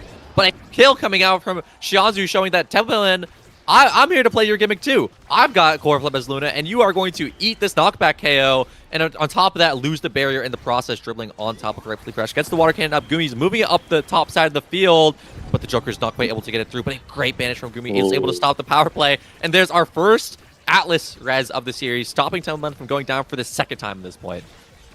Yeah, Celestial Intervention, well used. Gonna get the barrier off of that is Tempo Melon, and now they have an Aqua Cannon of their own. Fresh is just getting ready, timing it with Uniclear, and the barrier, the pillar is there from Gumi. It's gonna hold surprisingly well against that Aqua Cannon onslaught, and we have Carmine coming down with the core flip, passing it up to Shianzu though, trying to get the Joker some time, but oh, what a demon angle here from Carmine. It's gonna buy perfect time for Tempo Melon, get into position. Yeah, that is the cone lore right there. Zentaro Primary is a cone, and the perfect shape in Omega Strike here is just able to get the tipper hitbox of the weak hit to slot in right past Gumi, not striking quite in time. And now Tempo gets to keep playing this barrier that she's been doing such a good job at taking this game, able to cross Gumi up at every opportunity that she's been given. There's just too much space for Rune to defend on his own all the time. And that was like attempts on the goal just looked so good. Unfortunately, missed the flip there. Just kind of got it stalled out by your own flip. No good timing for it. But it just keeps going. The offense never ends for the side of Rat Pack right now. Is able to get the first barrier and first water cannon as well. Straight down to Tempo Melon and finds the perfectly timed shot right off the Rune Pillar. Not going to be able to stall this point out today. And Tempo Melon secures the first set of this game. Yeah, and Draft Awakenings, you got to look at it, but you have team player up again. Oh boy, I guess he's going to be taking it for the second time. Carmine! I mean, God. Nothing super tasty for Rune either. So things are looking a little scary. Rat Pack's looking like they have a pretty definitive upper hand in draft so far, and in their game plan as well. Yeah, it's still strong pickups for some side of Demon Time. 1-2 punch Rune. It's no hot shot, but it is a lot of core speed, which Rune always appreciates. And size Rasmus. First size on Rasmus, always super important to pick up. Because it kind of lets Rasmus play from a range that's like actually puts him like above the rest of the brawler pack. So we'll see if the Joker's able to take advantage of the oh my god, this is actually a second size Awakening. So we get even more advantage than we had before. But more importantly, and now, as we saw in the first game, if you give the Joker a size lead, he's able to kind of push it so far, getting that barrier so early, still getting the water cannon up to the Joker. It just barely misses the slot in. Keeps possession for as long as possible. The water cannon goes up, ball gets to the Joker one more time, and Frightfully Fresh clears it last second with the strike shot, but it's not enough. Like stated, the size difference on the Joker, he just gets to run what he's so good when he just has any percent of size over you and is able to find not only the barrier, the point, but also a kill on the Carmine Uniclear, taking out an early recovery drone onto this now, who's now at 0 HP. Yeah, and the intervention was used, so Carmine just barely over half health, no evade, has to deal with the full fury of the Joker and Shianzu. The core is going away from Carmine though, and Tempo has a core flip here. It's very, very potent as well. Nice banish coming out. We have midfield control using the flip to take the recovery drone out from the Joker. So I think that also takes away the size advantage that the Joker has. I'm not quite sure. No, but it's yeah. Oh, it doesn't. Okay, he's still big. Okay. Yeah, Yeah, everyone's so looking big in this 40%. game. Yep. Okay, but he just will die if killed. Okay, perfect. We have a now Dorito. Nice pressing from Tempo Melon. Is going to have that Aqua Cannon coming up. Carmine and Fresh looking, just holding past. There we go, Aqua Cannon push coming out. Shianzu's in the net right now. Gumi's looking back, and nice pillar from Gumi. Does hold. Nice banish onto Tempo, means that the core control is over to the red team, but Joker not able to find the angle for the barrier quite yet. Gumi's pillar coming down, though, could be the angle. Nice on the tip with the pendulum swing, but it's going to give their life for it, and now they have to hold with the Aqua Cannon. They get it through, and Shianzu perfect driving on the Luna, and 2-0 lead from Demon Time. Completely different team from last set. Yeah, the controller Luna coming in, sliding right in between Carmine and Tempo to find the kind of the goal all on their own, finding it through the water cannon, through the enemy team, and just get it right above Fresh before he has time to even react. Now Joker's looking to play the ball topside, forces out a flip from Carmine, shoots it right down to Tempo Melon, but nothing's quite found. But most notably, oh my god, beautiful flip from Fresh, finding a barrier from the other side of the map, showing Shianzu that, hey, he can do it too. And that's a kill given out to Tempo Melon. No more recovery drone to work with means that Tempo Melon, now sitting at 130 power, is kind of able to do her favorite thing once again. And that's just kill people. Absolutely. Even the flip used from Shianzu did not take Tempo Melon off the field, and this means that no flip on the side of Demon Time does find the potential Aqua Cannon here, though, but Tempo has the Zentaro with the core flip ready, and they're going to pop it right here. Pillar is on top, but Oni's Blade holding it in. Gumi still ekes out that strike win, though. Tempo trying to push it up with the EI Rush, isn't going to find it, and now the Joker and Shianzu, great passing plays between them earlier, gets it around Carmine. Nice boost in with Gumi, finding the strike, getting it almost through the astral projection here with the whiplash. There we go, layering it with the Lumen Nuke. The Demon Time's offense has been perfect this set, and they're going to be rewarded for it in the draft. It was beautifully played from the Joker, Shianzu, and Fravelish. Fravelish holding down for so long, but most notably, the forward pair of Demon Time were able to keep possession that entire time. No matter how hard Fresh pulling down, it just went straight back to one of their forwards, and it's able to secure the set. Honestly, a pretty convincing set. Even despite the awakenings we thought were so scary, because the team player that Carmen was able to pick up, he hasn't been able to put it to that much use. And now Luna is sitting pretty over there with extra special, able to drain out so many more evades and kind of stop the enemy team of the Rat Pack to pick up any more, not just evades, but core flips in general. Yeah, I mean, Rat Pack definitely got some nice stuff too here, but oh my gosh, so much damage coming out. You can really see the Joker struggling here to stay alive, but they still find a well-placed strike, and they hold on to the recovery drone for now. Aqua Cannon coming down for both protecting the Joker and giving him a pendulum swing opportunity, and that second size awakening just enlarging it for the perfect angle. 1-0 lead from Demon Time. Yeah, hella well played from Joker, able to, despite the nuclear bomb that hit us at the beginning of that point, still able to get so much value as we saw in the first game. If you don't kill Joker immediately, once he gets staggered, he's really good at walking, despite the stagger, walking up and getting so much pressure, able to get so much value despite being able to be knocked around at the moment. And gets a great hook, gets it up back to Shianzu, but it's actually Telman still be looking to take the attempt on the net, but no dice for any side right currently.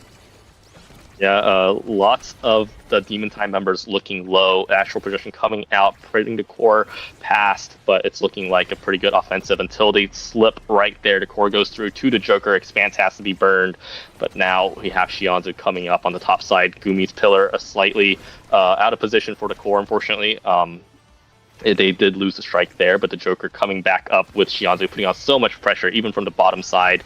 And now Shianzu is looking a little low, but they still have that recovery drone. They believe in it. They dash in aggressively, and they put the Luna Nuke onto Carmine instead and threaten the recovery drone there. The Joker, nice whiplash against Fresh, who still has to wait for some abilities. They have the Aqua Cannon push coming out. Unfortunately, it's going to be waited out from Tempo Melon as well, putting up the passive, taking out the recovery drone from Shianzu, and it's Aqua Cannon push right here from Tempo as well. Flip has to be burned from the Joker. Wonderful placement, but the strike shot was there in time. EI Rush coming out as well, getting it through with the team player value here coming out. pendulum swing. Unfortunately, doesn't get the core through. That one does, though. It slips through somehow, and Gumi is waiting in the wings, but Fresh is there. Has the expanse up and ready. Luna New coming out, weighted. Astral projection, everything used from both sides. And it is the Atlas, the defensive side, that wins out, and we have a power play here from the Rat Pack coming out. Luna is out. Gumi's pillar putting off so much. Whiplash reaching everything. Gumi still has a core flip as well. We're going to see another respawn coming out. Power play done with the pillar flip used, linking it to Xianzu, who has some abilities, I think, waiting for the perfect opportunity to use them. Mute coming down. Tempo isn't out yet, though, and core speed is so fast in this overtime, especially with that team player Carmine looking for that angle, waiting, but we have a banish coming out. Great stall. Joker is there ready, but the Aqua Cannon is going to stall this play out. And second Aqua play from Gumi, this time from Demon Time, and they find it with the whiplash to Joker and Xianzu. Just so much pressure until Rat Pack break. Yeah, just the Joker's able to box them out just long enough. The Fresh getting caught on the opposite side of the water cannon means he was not able to fall back in time to actually get into defensive position.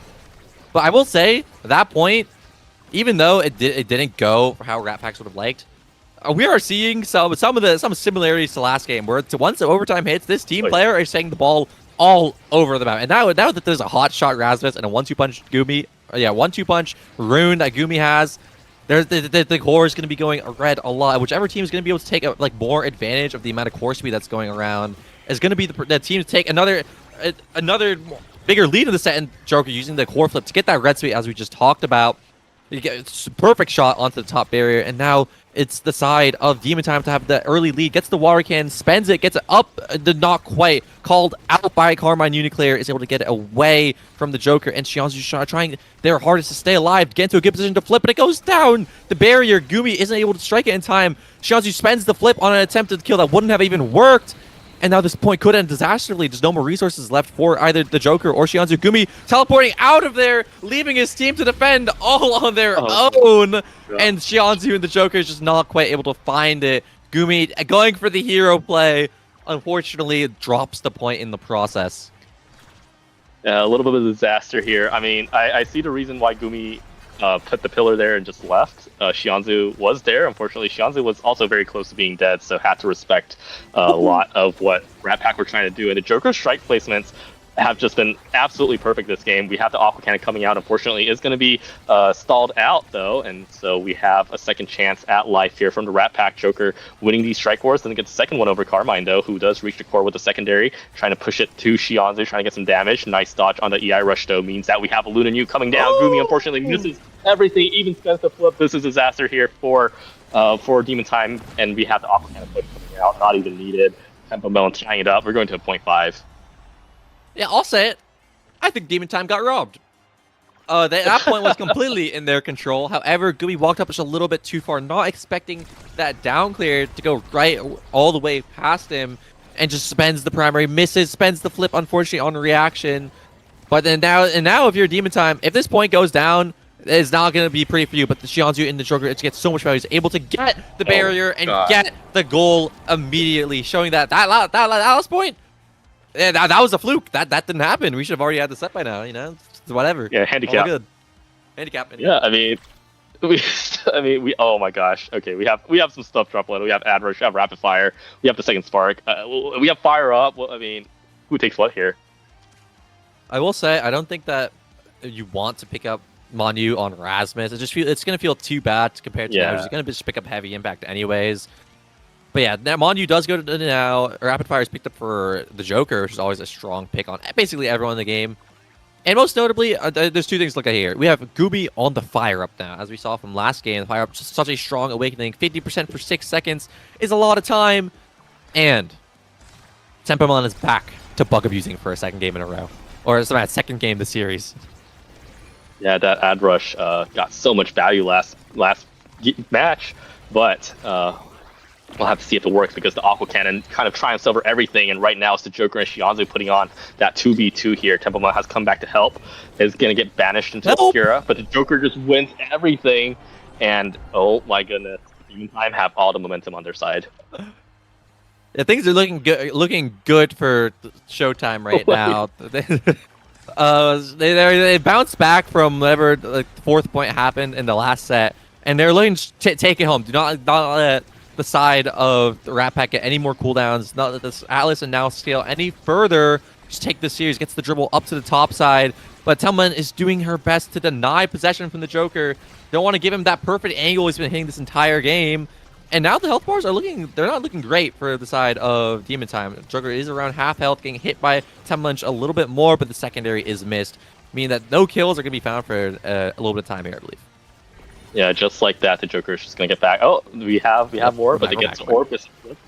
And then we have Temple Melon coming up, trying to find that angle for a flip kill. There we go. But the recovery drone is the one that is popped off this time.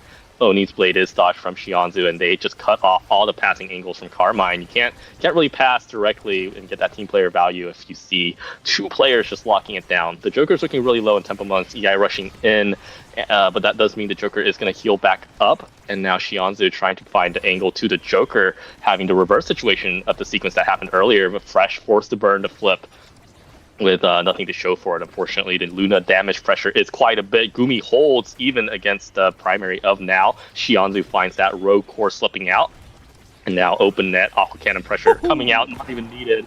What was that core speed from the Joker? Absolutely crazy.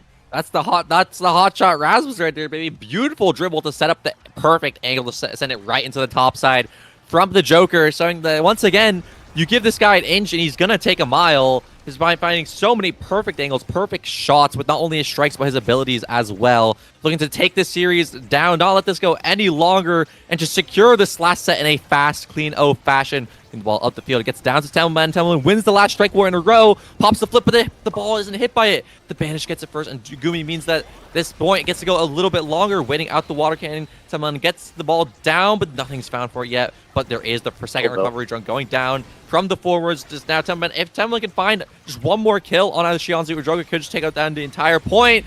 But it's just too much for Shionzu to defend. Too many abilities coming towards the top side, and it's rightfully Fresh's Atlas primary to secure another point for the Rat Pack. Yeah, a little bit of a dance there with Shionzu, as Shionzu was waiting for Tempo to commit to the Oni's blade. Tempo was waiting for Shionzu to commit to the strike, and unfortunately the core was traveling in a direction that favored Tempo Melon.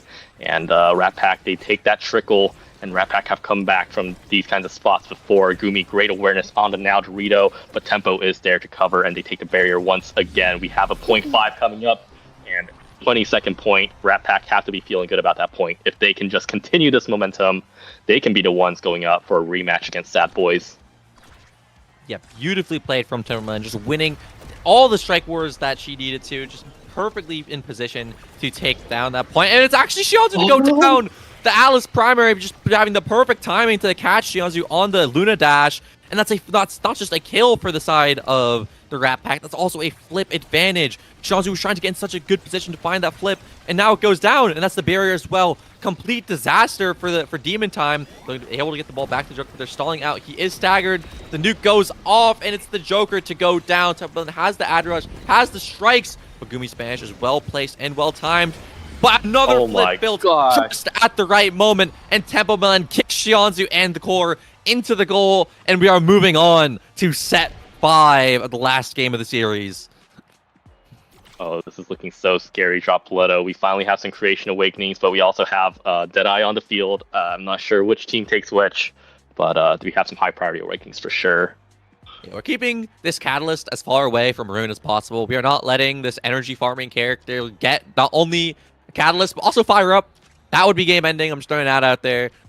But aerials on Rasmus is actually, I think, something that we should be considering. Of course, two sparks on Carmine is pretty strong. It's a lot of speed that he's going to be able to pick up. But aerials Rasmus, dash range Rasmus is not something that most people think about. But he takes, now that his haste is a lot stronger but shorter duration, he's able to cover way more space than you would think off just a single dash range awakening. And with the way Joker's been playing this game so well, with perfect positioning on the strikes game, onto the great spots to get great angles, I think this aerials just could be the slight difference maker that Demon Time needs to secure this last set.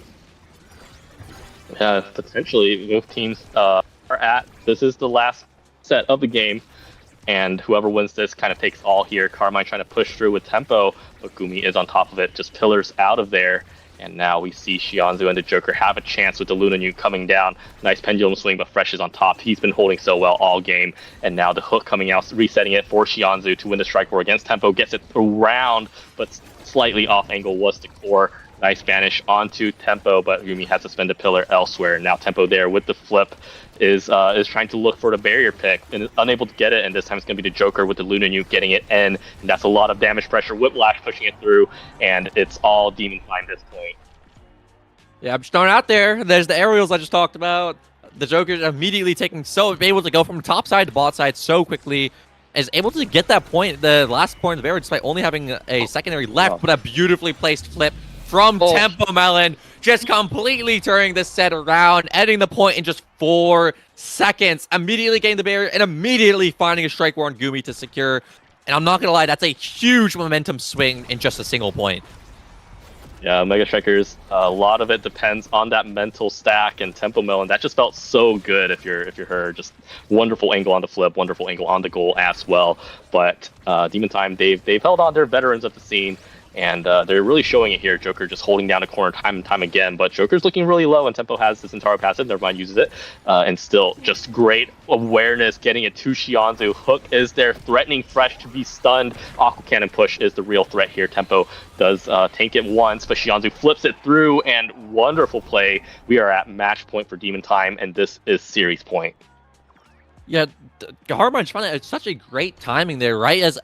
Shianzu finding such a great timing on Carmine, striking the ball at him right after he goes off strike wheel, and the core speed being a little bit too much for it to take. And the Joker finds the early barrier into the point, using the size, using the speed to get into perfect position, and that's the water cannon going down. Shianzu moving in with the secondary, but nothing is quite found. The Friendly Fresh is able to defend it for this point, going a little bit longer. Temlin's looking for a kill and gets the first kill of the set, but that's just a recovery drone. But a great secondary into the bot side means that this point just keeps going, but Joker has the ball in the top side. Oh, Cannon coming down, but the core's not there. Shianzu is holding bot with the Joker. They're gonna push it through Carmine, but the Astral Projection coming out. We have a flip. Joker has a flip now, and they want to use Expanse coming out though at the nick of time. Joker has it, and they're gonna get a pass. No! What an angle from the Joker! Oh my goodness! And just like that, a flip and a goal. Demon Time make it against Sad Boys in the grand finals. Oh my gosh, what an ending to that game. A beautiful shot from the Joker, barely missing, but Fresh not quite fast enough to react to it. And Demon Time have taken the series up just barely. Look at the goal count. There's 12 goals for the side of Demon Time, but 9 on the side of the Rat Pack. That's enough to win a game. That was an incredible last game to end out the series. And I'm just going to throw out my 2 favorite stats to look at here. Tempo Melon's damage, 52k, and Gumi's damage, 3,000. Chills. The duality of Omega Striker, per se, but the lower number 1 this time. Wonderfully played Absolutely. From the side of Demon Time. Honestly, I want to shout out to Shianzu that game. I wasn't quite a player mostly known for their movement speed, haste, characters here. Of course, they're no stranger to getting off the Kai and the Now, picking up some Estelle, some Amy. But that Luna pick shows that Tempo Melon ain't the only one Carmine and Tempo Melon, just Tempo Melon, not the only person in the series who has a Luna in the back pocket, ready to take as much value with these secondaries as the other team. It was beautiful. Yeah, for sure. Even with the secondary cooldown nerfs, we see how potent it can be. Shianzu just doing some nasty drive-bys. And honestly, I want to say shout out to Fresh as well, kind of an unsung hero of for the Rat Pack, just holding up the back line. Even on the last point there, Frightfully Fresh was made the right adjustments to deal with Shianzu's drive-by, using the Expanse early. It was just that the Joker's angle was just too good on that last flip. But I mean, just absolutely wonderful goaling from both teams, and you can really see why this is the peak of North American Omega Strikers. But we're not quite at the very top just yet. Demon Time moving on to play against the champions of last season, holding strong in winners grand finals right now.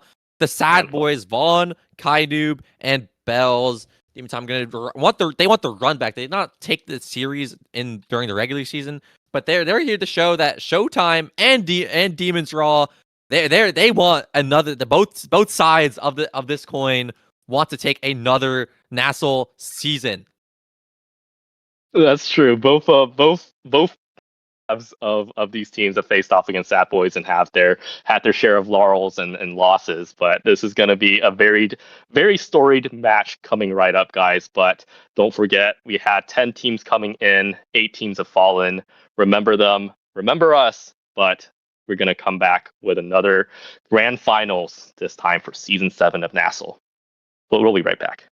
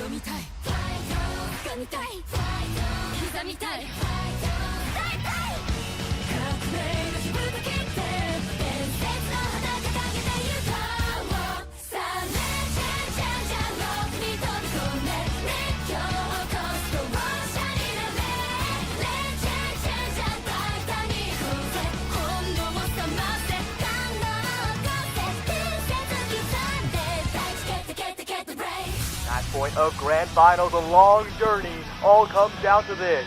Looking for a passing lane, there's the opening on the outside, the pass, it's wide open, a beautiful shot to the corner, they've reached the summit!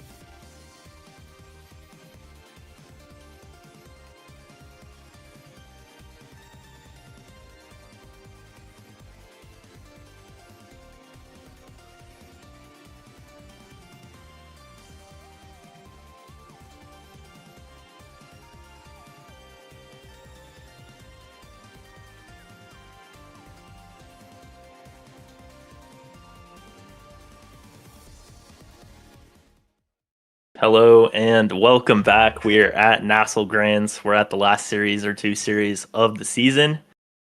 Started, feels like such a long time ago, come a long way. And we've got kind of the classic Demons versus Boys and Showtime in there as well. We've kind of got all three of them represented here. And we're in our character draft for Gates of Obscura here. So, Josh, Gramella, what are you seeing in this draft? And welcome to Grand Finals. Yeah, I think the only classic team that's missing here is the soon-to-be Strikers, but maybe we'll see them again in Grand Finals at some point in the future. Gates of Obscura here, Demon Time first picking Asher, I think is really interesting. To be honest, I think it's a bit of a mistake because if you look on the other side, Boys got now Dubu. And if you know me, I'm not a big fan of the Dubu, and I don't like it when teams get the Dubu. But even more importantly, I've been very, very vocal throughout this playoffs that this now is just a problem. She has looked completely unstoppable in every game she's been in, even though I know the Rat Pack just lost on the pick last game on two of the the hottest picks of playoffs, Atlas and Now. I still think that game was so close in large part because the Now had so much presence. She dominated the Oni Village game. I think she was banned in the first Night Market game. Such a problematic character. Kainoob, probably the best pilot of the character on the planet. And we saw him get it done on this pick, on this map last week. But Demon Time, like I was saying last time, picking the Kai into it is, I think, the strongest counter pick that you can make into it. The Kai's barrage kind of beats everything Now is trying to do. And then the last pick for them, the Estelle. So interesting to see where this draft ends up. I think it might be Estelle Asher Brawler. Could be goalie or brawler. The Estelle could be goalie or brawler. The Kai could be goalie or midfield. So I'm really interested in this too. I don't think Gumi would play Asher here, but I think it's possible. And Joker obviously is more likely to play Estelle Brawler than probably anyone. So yeah, this is very interesting. I'm gonna assume that they had planned out this draft a lot, and they just went straight away and banned the Atlas on a pretty whatever average start for it. So I think was always their plan there. So they had to expect that the Now would be picked against them, and this is what they cooked up for it. So I'm interested in where these go as far as what roles, and this is very interesting. Yeah, I'll put my bestie bucks where my mouth is. I think the Kai is going midfield and the Estelle is going brawler, which leaves the Asher in the net. That's a pick that's been popping up the last couple of weeks between the top playoffs teams. This Asher goalie, they've been thinking it's really strong. It's kind of an open secret, I think, that this character is something that these top goalies are really want to be picking. Dubu, I don't know. This is maybe one of the first times we've seen him in playoffs. I'm not 100% sure, but I think Luke played it a little bit, but it's hasn't been as prevalent as Atlas. Yeah, this character's so broken, man. I'm glad that he's getting the respect he deserves here at Grand Finals on the biggest stage. And then Bell's Juliet. He didn't offer the X here, which I think is slightly interesting. I know he likes it on this map. But I mean, this is the most classic Dubu Now Julie. I know who played that last playoffs. I know who got it done on that pick on this exact draft last playoffs. If you want to just win a game of Omega Strikers, is there a better comp to be picking than this? I'm not entirely sure. So yeah, it's some interesting drafts. I know another reason to think that this Estelle might be going brawler is if you think back to Denverland and other moments in the past, this is the Joker's preferred pick into the Dubu goalie. He really likes picking the Estelle into it because you don't really interact with the Dubu's abilities. You can kind of beat his secondary by just waiting and then beaming. If he walls, you just catch the rebound. If he logs, you just catch the rebound. So a lot of these traditional setups for the Dubu that beat all the melee brawlers don't really apply as much to the Estelle, and it puts a lot of pressure on. But also at LAN, he was paired with the Vice on Night Market. I think the Kai on Gates is a significantly different situation to be in. I would expect this still to have a little bit less responsibility in terms of controlling the ball and a little bit more responsibility in terms of punishing the Dubu. Whether or not that's better for the Estelle is to be seen. I think it might be. And of course, just the match that we need to be highlighting, the matchup we need to be highlighting, just like last week, is this now Kai matchup in the midfield. Yep. If Xianzhu can get it done, then I think Demon Time could steal a game 1 here. They've kind of been on a tear today, just narrowly closing it out against the Rat Pack. Looks super strong on the Kai in the game 1. I think it was banned from him both other games. So excited to see how this match plays out. Really, really exciting matchup. These are the 2 best teams in Omega Strikers right now. And, best of luck to them. Yeah, what I'm interested in is, I think it is most likely that Estelle Brawler, and the Kai is going to have to be using Barrage like pretty consistently in the midfield, I think, to get it past now, and using really all of your abilities in the midfield to get it past now. And so it's going to be a lot of responsibility. You said not a lot of responsibility on Joker to get the core up or interact with the core in that way, which I think is right. But he's just like really going to be set up for these one-on-ones with Vaughn on the Dubu.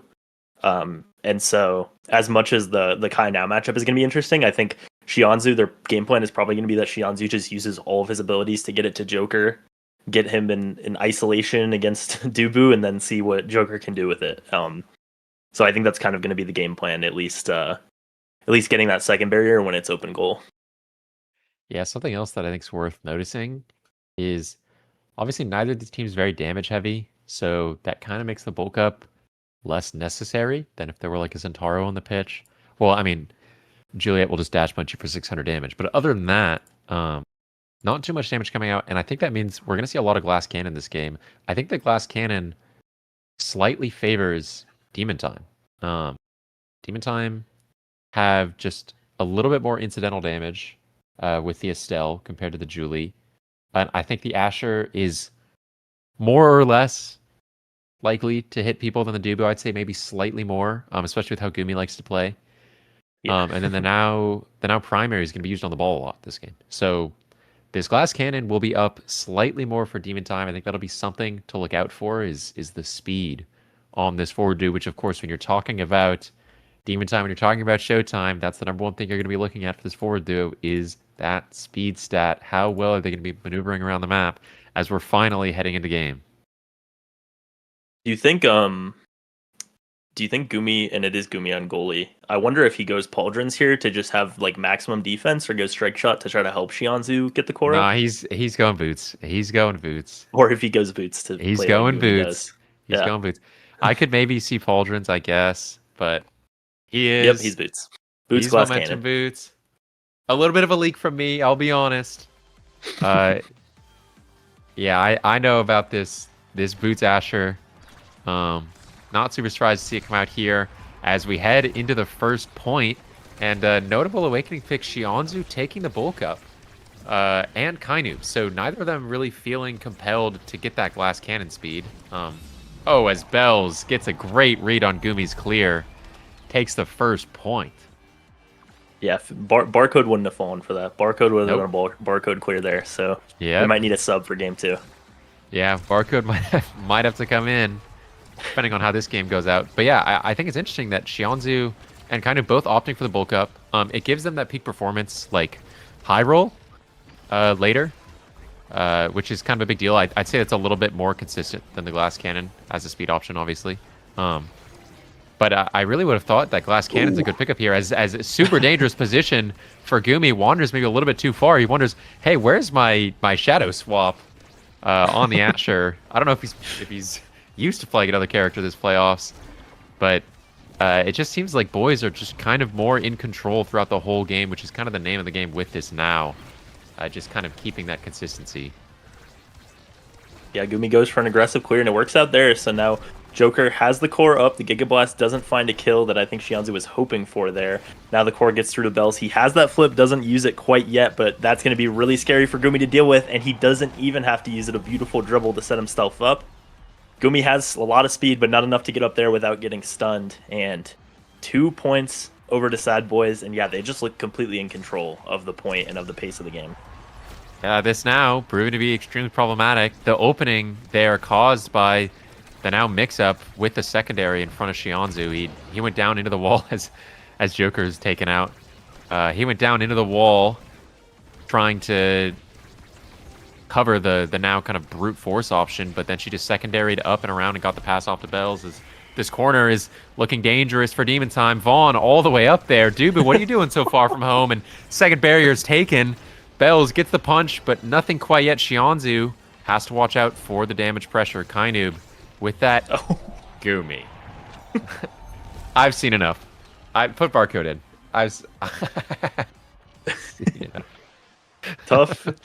Tough mix-up. Joker and Shianzi were both trying to cover the portal there, and Kainoob just sat there and waited all of it out, and then got it to Bells, and then, we had some unfortunate usage of the flip there, but it was really well played by Kainoob and Bells to set up that scenario. It was. Fire Up is going to be taken by Gumi here, which is very Good interesting, news. and first pick Berserker. Yeah, really interesting. I know that Bells is probably the player in the scene with the most love for this awakening. He loves it on Drakkar.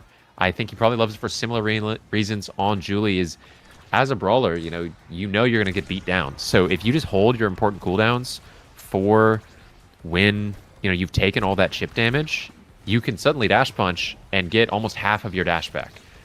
And so that just increases your uptime on a character like Julie, who's got these relatively long periods of downtime. Just increases so dramatically as Joker makes a great play on the Estelle to take that second barrier away from Vaughn, and Shianzu winning an important strike war, but getting it through this Dubu in the open net might be a bit of a challenge, despite Demon Time's propensity for passing around the Dubu. He's just so large, and Kainoob applying so much support in the net, making things really difficult. Finally, things calm down for Demon Time as we rotate back into their half. Yeah, Demon Time just looked like a completely different team here, using the portals, taking control of the points as Shianzu goes down there, but I don't think it's going to be a ton of pressure from Sad Boys, at least not immediately, and Gumi has the ult to try to stall them out, punish them for going in. He does have that fire up now and going to want to wait until Shianzu gets in there, uses it a bit early, and now using it himself. Look at him with that glass cannon, fire up, and then Joker wins it with the secondary. So just looking like a completely different team that point, and it is 1-0 Demon Time in this set. Yeah, there are a couple of really important things I want to point out from that point. One is when this net is open, this Dubu can't wander as far from home as he did in the last set. So that's going to be key for Demon Time, is getting these barriers down, because their life just becomes so much easier. And two, I want to shout out Vaughn for his elusive right there.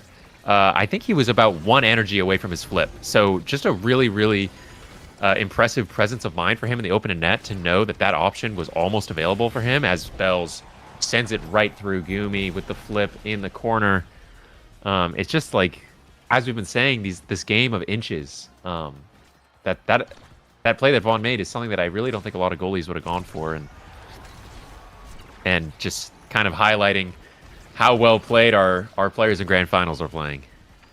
Yeah, and as much as it's a little surprising to see Gumi on Asher, he's still playing it like Gumi does. He's not playing any kind of normal, boring. He's not playing barcode Asher, let's say. He's playing Gumi Asher, as you see him just running into Bells there, who does have that Berserker, and I think he knew Gumi was going to try to do stuff like this. That's why he took it. Gumi now getting active with the ult as well, and I think what he's doing is pushing up, sending those Asher ults into the corner, and they're hitting everything and getting him flip really quickly. And now they're going to try to use this fire up to try to get this point. I'm curious if he uses it on defense to try to kind of get a fast break, or if he pushes it up and uses it on offense directly. But Demon Time are in a great position in this point right now with this flip looming from Gumi. Oh, Gumi. Oh, okay. Joker taken out. Shianzu going for the flip, but Bells with a great ult in the corner to save no matter what angle Shianzu goes for. But Shianzu, with that bulk up power, takes out Kainoob in the corner, and Bells not able to win the 1v2 strike war. Vaughn with flip, probably going to be able to make the save, but Shianzu comes in, wins the strike war. Joker with the stun, takes the barrier, and now this Dubu. Oh, Kainoob, great play to take the barrier back. This Dubu, a little bit difficult for him to move up in the open net. I think Kainoob and Bells are going to be on their own a bit. Joker maybe lagging. Looks like he's kind of struggling a bit. I wouldn't be surprised if we see some sort of tech pause after this point here, but gets it around Vaughn and takes the goal. 90 ping or not, he gets it in. It really is, like I said before the game, just Joker getting these one-on-one opportunities that they're trying to set up, and he's converting enough of them for them to win the point every single time. It's like there's no abilities from anyone else. It's just Joker using his buttons and winning with them, and that's going to be the recipe for success as he goes for that one. Vaughn wins it this time. Now Oh. Joker, Gumi not in a good position. Flip used in the corner. Vaughn super aggressive if they can possibly get it past him, but Joker doesn't quite have the cooldown to Shianzu. get it. But Shianzu just running away with the core right now. Yeah, really, really important breakaway steal from Shianzu there, just intercepting all of these passes. This is kind of the life of Kai, is you have to be making these really, really aggressive reads on where the ball is going, because if you're wrong and you're melee, you're not going to make that save. But Kai Noob, a beautiful wait out, gets it around the beam, gets it around the airship, and sends it to the net, doesn't even have to use his flip. Yeah, really thought that Astral was going to hit and be able to block that. It was super well played, but even better played by Kainoob, who waits it out and now has this flip in the corner. They're kind of going to force it out from him. He only gets one, so decent position for Demon Time as they're running away with the core, but Bells just wins such a huge strike war. The point was potentially going to fall away from them there if they didn't get it, but Gumi does still have this flip to get that fire up here, and we'll see what they can do with it. Yeah, Joker's flip burned out by Bells, who, I mean, once again, shout out Bells. I feel like as a brawler, he plays such a supportive playstyle nowadays, which maybe isn't what you're used to seeing from him, but his ults are always so timely, thwarting the opponent's game plan most of the time as Vaughn ball slips around him. Joker KO'd in the corner, and it's a power play for the Sad Boys in the double open net. Shianzu trying to do what he can. Barrage loses the strike war to Kainoob, and Gumi walks up. Remember, he still has fire up, sends it to the bottom corner. Vaughn counter flip, but the side of Demon Time is just so quick. They're going to get to the ball first. Shianzu takes a strike. Bells gets the flip, doesn't use it to KO Shianzu. Joker uses the Crystal Thorns, doesn't catch anything. Now we're in the overtime. The ball's going to move so fast. Bells just sends it right through Shianzu and right through Gumi. And that's a set win for the Sad Boys, a pivotal 0.5 set win. Yeah, familiar angle from the last series on that one, as it just went straight vertically. Gumi maybe could have been a little more patient, but I think thought that layering his primary and his secondary like that would dodge or would clear out pretty much anything, but Bells just found an angle to do it. A lot more of a competitive set there, but it is a win for Sad Boys, and Vaughn is going to get rewarded with rapid fire, which is going to make Joker's job in these isolation opportunities so much more difficult. Shianzu getting Spark of Focus and Spark of Agility does feel like a possible win condition here for them. That's just a lot of stats onto him, and the aerials is going to be nice for Joker as well. But that Chrono Boost, along with the explosive entrance that he got last time, Kainoob is going to be so much faster than everyone else. Yeah, I understand why we took the Spark of Agility, Spark of Focus. I think it does really help in this matchup where you need as many barrages as possible, but giving up that Chrono Boost just has to feel terrible for Shianzu. That's all 3 Dash Awakenings gone. And now Boys getting set up in the corner. Gumi, I think, orbing. But, you know, he's got those strikes in the corner to keep everything going. And something I want to point out is that one way that you can break through this Sad Boys offense is by playing to the side where there's just one man. So a lot of the time, you'll see that Bells and Vaughn are stacked onto one side, and you're going to want to be looking out for the side of Demon Time to be cross-clearing through Kainoob or whoever the lone man on the other side is. Well, Gumi, tactical flip in the net to give his teammates fire up while they're on the offense, and Shianzu collapses a bit too far into the corner while Joker goes for the pass, and we can see the Chrono Boost from this now, giving him so much speed. Shianzu trying to pass to Joker, misses the strike. Joker goes up to block the play. Kainoob has the flip. Ball gets up to Bells in the corner. Gumi with the airship, able to save it. Joker doesn't quite get it in the net, but Kainoob also flips. A great tempo play for the Joker as Vaughn makes the save in the net. Bells with the KO, and Shianzu has the ball, trying to make a play downfield. Does he have Giga Blast? Does he have Barrage used? They got it around Bells. Giga Blast used, and Gumi. Things are getting a little dicey in the open net here for them as Shianzu doesn't fall to the now primary. Pass back to Shianzu, back to Bells. Fawn moving up with that Orb Dancer, perfectly reading Joker's shot in the net, and it just seems like Sad Boys once again in so much control. Yeah, they just do such a good job of using these portals, and this time Bells finds a KO, so does he use the flip? Gumi wow. nearing his second flip of the point where he can get that fire up again. So if Shianzu can stall out a little bit here, not make them lose the point, they have 2 flips now, and Joker about to come back. Gumi uses it now. Here's the fast break. They have all the speed. They use it perfectly and put it to the bottom side. And it's a first point, hard fought that time for Demon Time. Yeah, I mean, just so much trust between Shianzu and Joker there. Sends it to Joker and just sprints straight at Vaughn, knowing they've got that shot in the bottom corner. Kainoob tabbed out. Maybe he's in the middle of a deadlock game right now. Not too sure. As they run straight through the corner, Gumi applying so much pressure, and Joker winning these strike wars almost gets into the net. Now Vaughn moving up with that orb. Dancer was going, I think, for the other orb. You know, his greed kind of sickens me. Shianzu winning these strike wars, and we can see Joker falling back into the net. The rotations from Demon Time to allow their aggressive goalie to make as many plays as he wants is such a defining characteristic for this team, as even when he rotates back, he's rotating forward. Joker has an open shot in the bottom of the net, but Vaughn with a great save. What is happening? Joker misses the shot, and then Shianzu hits it right at the Dubu. One more strike war win is all they need, but now Vaughn with this flip just is gonna feel so unbreakable as Joker just sends it in with a perfect Rose Warp. Oh, made up for his mistake by kind of both of the forwards before. That would have been eating them if they ended up losing that point. But they do get it. They had such a beautiful kickoff and just immediately got both barriers with... I think this game Vaughn has kind of been out-aggressiving, if that's a word. I don't think that is. Gumi, like, pushing up like you see on this point. But last point, Gumi was able to get as aggressive as he has the entire game. So, obviously, this kickoff did not go the way that they wanted. But we'll see if Gumi can get in a position to do that again. Probably going to have to use the flip here, though. The fire up is up. Although, he does at least burn out Bells, but everything falling apart for Demon Time here. Wow. I mean, that was a tale of complete control for Sad Boys, keeping it in the bottom corner the entire point. Kainoob cuts the one greedy pass that Demon Time went for. They went for one, and that was the only time that he was positioned to cut that pass, and he does it perfectly. Goes for a flip, really aggressive shot in the net, and takes it. But now, Demon Time back on the offensive here.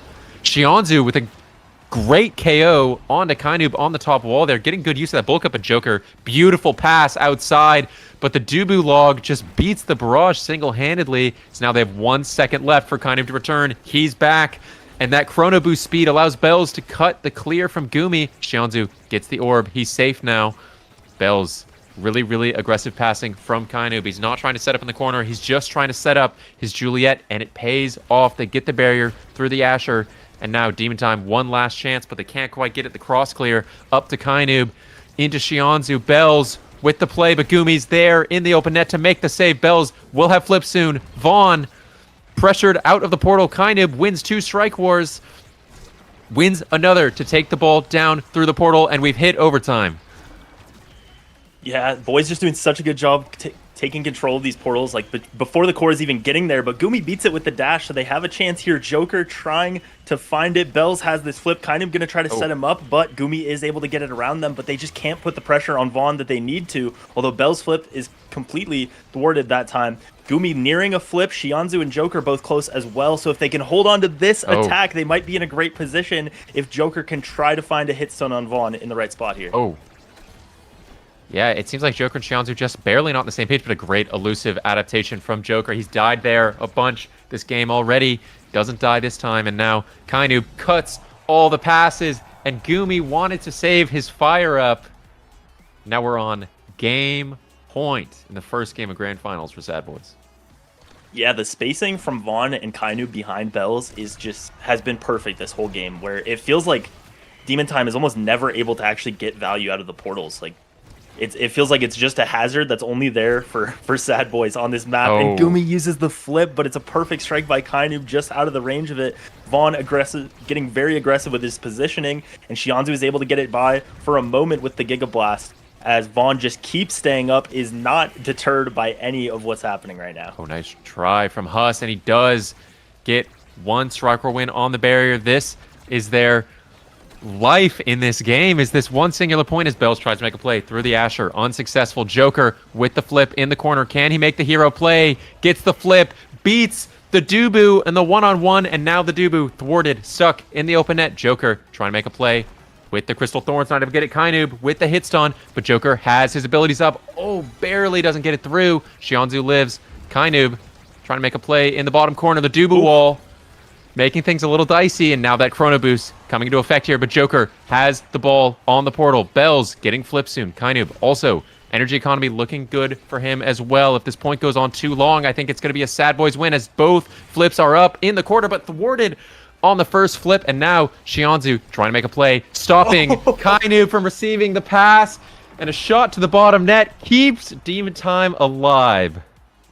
Big time point there. We'll see what's left in the draft because, like you said, all 3 Dash Awakenings are gone. You have the 2 Sparks, and the third one is already on Gumi.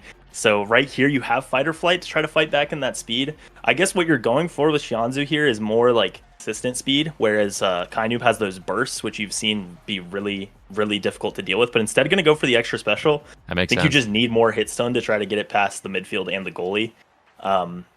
And that means that the Fight or Flight that I talked about is going to be able to go onto Joker. I am, it does make sense that the Catalyst is taken away because I think Gumi would have loved that, but instead takes some more size. But 1-2 punch getting on Bells in pick 6 is going to make that KO that has been getting Joker a few times even more scary. Yeah, these power plays from the Sad Boys, should they find them, are going to be so devastating. They have Adrenaline Rush on Kainub, and they have the 1-2 punch on Bells. Really, really scary as Kainub, infinitely patient, able to take that first barrier. Bells cuts that pass. Like I said, that supportive brawler play style making things so hard for the enemy team as they get the ball around Vaughn. Beam takes 1 barrier. Xianzhu looking worse for wear down here. Has to evade, but has no energy left. Can't go for the orb. He knows they're just going to kill him if he tries to take it, and he can't really contribute too much. Finally able to get his own goalie orb. He's unstaggered and is there to catch the rebound as Gumi moves up, play more aggressive, but a second Dubu wall has hit Demon Time's half of the field, and kind of with that flip, the fire up, uses his own flip to try and block Gumi's, but isn't quite successful, and they find the cross clear. And the barrage barely gets it, and the flip comes out from Vaughn. So great offense. They were in a scary position that time, and it feels like those have always gone the way of Sad Boys. But this time they're able to get out of it. They use the portal. Now Xianzhu pushing up, has that extra special, so the Giga is up. But that first one doesn't get anything. 1-2 punch almost finds the barrier there. A beautiful roll by Vaughn, but Joker just reads the clear, has the dash range from that aerials, gets it, and this is looking like a competitive game. Yeah, I mean, we already knew after that second set went to 5 points. Demon Time could have been in the lead if that last point went a little differently, and that's the second aerials goal for Joker this game. It's made a huge difference. It's so good on this Estelle Brawler, just increases both of her forms of scoring lethality as she takes the first barrier against Vaughn in the corner. Bells moving up, not getting too much done, holding that flip. Gumi doesn't fall for Kainub's play as Joker gets a KO. Bells misses the strike into the corner. Xianzhu trying to set up Joker, who's got flip in a strike or two here, but he misses the strike. It goes through the portal. Bells cuts the pass, cuts the second pass, but loses the strike war as Vaughn has that flip. Joker goes to flip in the corner. Vaughn forced to flip as well. Now Gumi with that fire up on the way. Xianzhu with the Giga into flip because he knew he was going to max out his energy bar. What a crazy play. Now Demon Time are just in complete control at this point. Yeah, we'll see if they can convert the power play this time, but the fact that they're finding them is obviously a new development in this game. Gumi has the recovery drone, so he's not going to lose all that value yet, but they just can't convert these power plays so far. Vaughn doing a good job, and Kainub with all of the speed. It's so hard for them to get around. And a great hit stun by Joker. They're finding these offensive opportunities so much more consistently, and there Joker goes. Just the hero ball plays over and over from him. Gumi sitting on a flip as well, and we're 1 point from this game being tied. There's a reason they call that man LeBron, okay? He can be down, but he is never out. Xianzhu winning these strike wars in the midfield. Demon Time looks like they're finally making a stand in this game against Sad Boys as the Dubu wall drops into the corner. Gumi misses the dash, but Xianzhu's there to cover. And these cross clears, like I was saying, that last point, the reason they lost that second barrier is because they found the cross through the now. If they can keep shoving it through her and keeping it around here, they can catch this Dubu out of position as Vaughn barely able to save that barrier. Strike war won by Bells on the defense. Don't forget Gumi's got the fire up. Another cross clear by the side of Demon Time, and Joker with the flip in the corner, afraid to use it as Gumi gets KO'd by Bells. No fire up for them this point. And now this flip from Joker might have to be used on the defense. Uses it here, sends it into Kainub, who uses the flip, sends it around Joker at Xianzhu. Now Joker almost KO'd. Xianzhu almost KO'd, but able to take a good strike war there as Vaughn misses the roll, but Kainub is there to cover. Yeah, you've seen that happen with both midfield goalie duos where the goalie goes out of the way, but the midfield catches up the slack. Difficult position here, but that Asher primary is just so strong. That's why you pick it. Oh my god. Shionzu with the Giga Blast sets it up. Now Joker has his cooldowns as well. The primary misses, though. Gumi rotates it around to Shionzu, who's trying to get it to Joker, but Kainoob is doing a great job of covering that up. It goes through the portal now, and Shionzu should have a Giga Blast now pretty soon. Gonna try to get it to stun Vaughn here, but isn't quite getting in a position where they're close enough for that hit stun to matter. wow. As Shionzu using all of his cooldowns, winning it, but I think got buffered a little bit on the Giga Blast there, so not finding anything yet. Joker this time, it is pushed away by Kainu, but the core speed is up now, and Joker is waiting for this hit stun to be back up. Yeah, I mean, Bell's kind of struggling a little bit to tell what to do in the open net, because when you're against this Asher, you just don't want to be standing in her net looking for these dash punches, but not quite able to find anything. But Vaughn completely stalwart in the box for the Sad Boys. It felt like he hasn't had an ounce of pressure put on him the entire point. And finally, Kainoob with the pass. Bells with the strike around the Giga Blast. That's a point for the Sad Boys. They stop the flood of Demon Time. Yeah, and it feels like every time they're able to get just one of those cross clears between Bells and Kainoob and around, they instantly win the point. But they go for so many of them, and the speed that Kainoob has that their whole team has when Kainoob presses secondary, it looks like they're just passing it straight to them every time. But it's just that speed is so overwhelming as a KO is found. But we'll see Joker gets it against 3 people, maybe saves the point there. Although there's a ton of speed on the side of Sad Boys. Pass is probably going to go up to Bells here. Not quite yet. Strike will one for a moment, but they layer it so well. And Shionzu blinks. Shionzu strikes early as Bells, with that chrono boost speed, with that explosive entrance speed, is able to ride the ball all the way to the top of the net. And we're on match point again for the Sad Boys in this game, as we're heading into a pivotal 0.5. Vaughn hasn't needed to flip all set. It's been all Dubu for the Sad Boys, but they go for that cross clear once again, aggressively through Kainoob. Finally, his internet is giving out on him, and Vaughn misses the roll.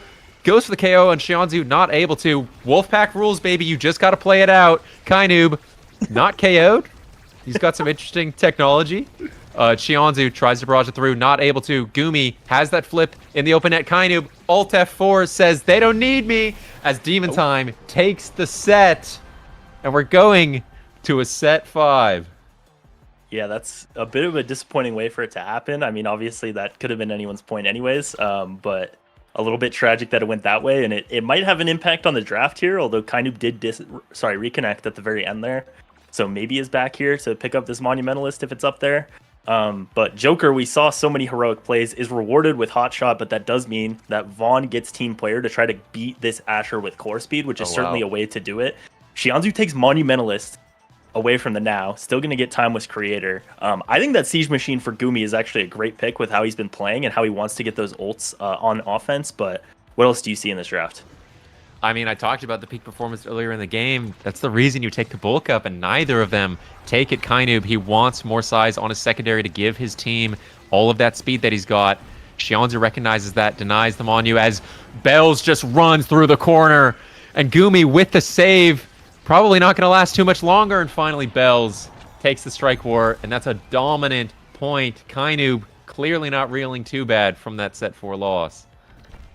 Yeah, is able to bounce back there, and they immediately get it. Yeah, this Bells has a little bit of everything in his build, and just all the speed. Like, his build is not anything too crazy, but he gets so much speed from Kainoob, and it becomes such an oppressive offense. And now they have a team player to aid that as well, with Vaughn pushing all the way up using this orb dancer. I think the orbs have been up the entire game, and he's been using them so well. But Shionzu gets it around for now. You see he has a ton of speed as well with those 2 sparks and the agility, but he has to run back a little bit there, and it means the portal is open, and that means that Sad Boys are just able to set up shop in the corner again. They get the first barrier, and now they have it right back there. Yeah, they found that cross clear that they've been looking for, and Gumi gets a little nervous maybe, flips, gets the fire up off, but it's not quite enough. Kind of thwarted by, to be honest, this orb dancer from the Dubu as Vaughn hits a little shivvy on him. He's feeling himself. He says, you guys shouldn't even be in this set 5 as Kainoob approaches the net with that flip, but Shionzu trying to make that play. Vaughn hits done, but it's not enough. Shionzu forced to burn flip. Once again, Bells playing that perfect disruption game plan and wins the strike war against Shionzu on the midfield line, leaving boys 1 point away from taking first game of Grand Finals. Wow. Beautiful strike core win.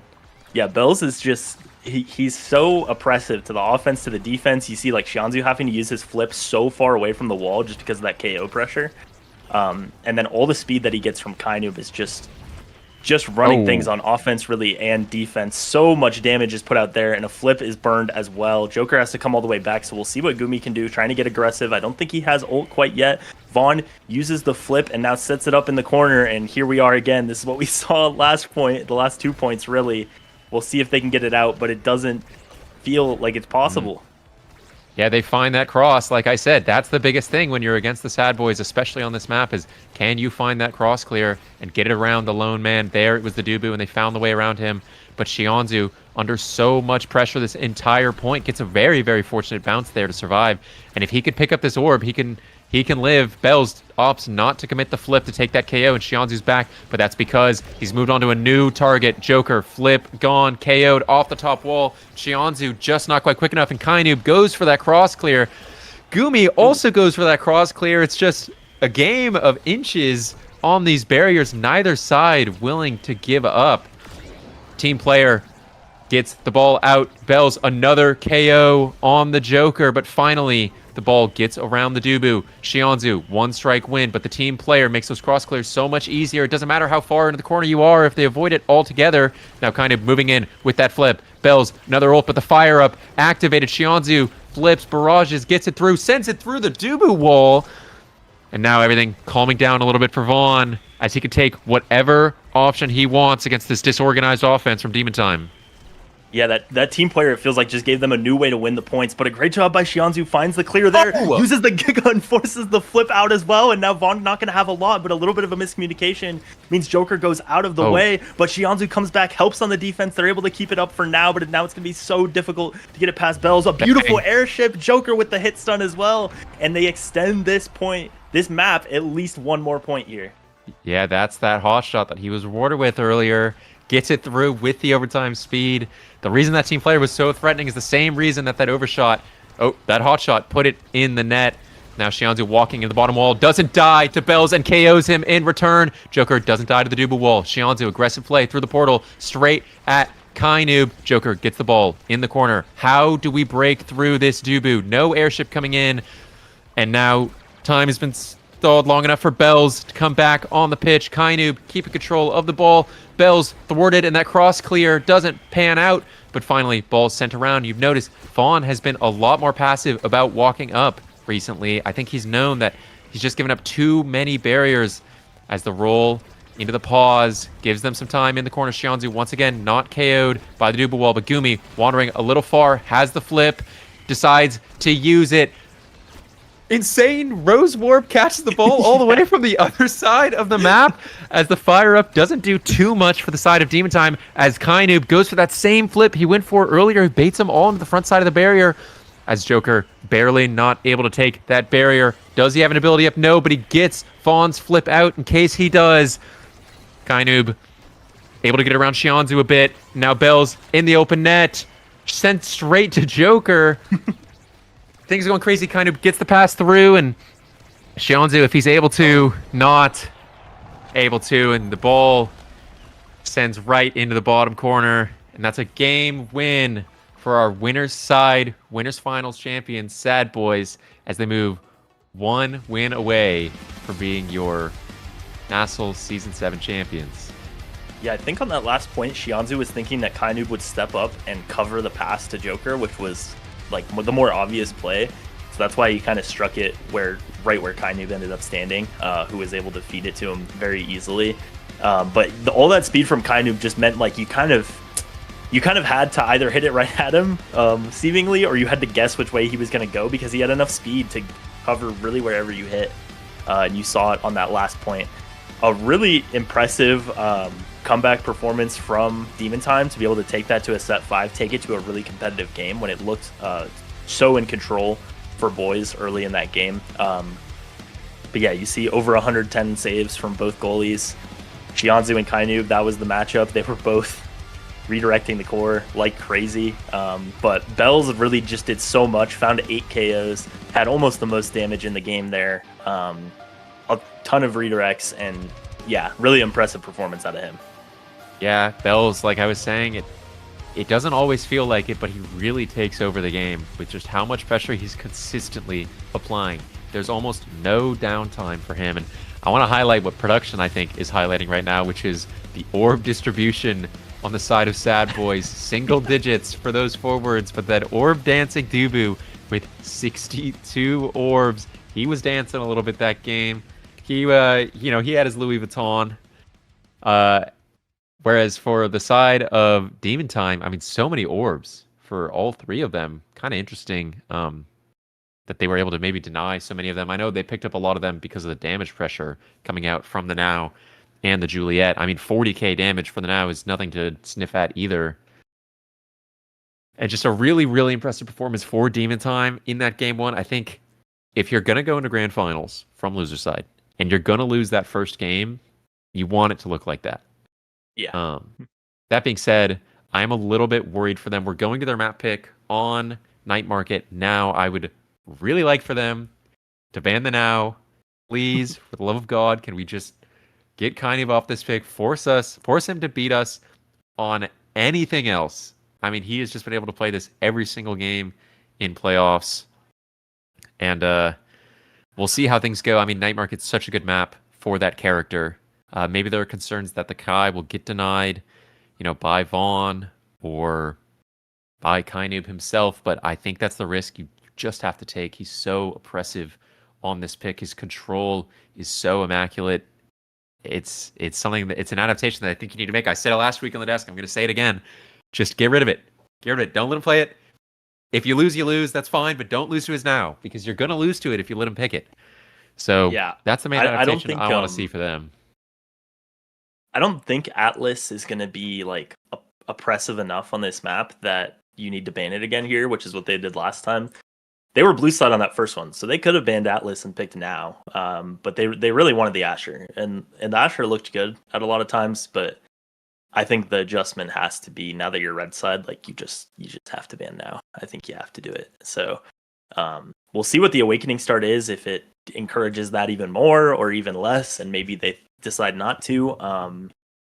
But yeah, I think you kind of have this. You have Atlas and Asher sitting there for the goalies, which both of them would like to pick, and both of them would like the other to not have. You have the Now with Kai as a counter to it, but you saw there it's not really a counter; it's just the best option to try to win.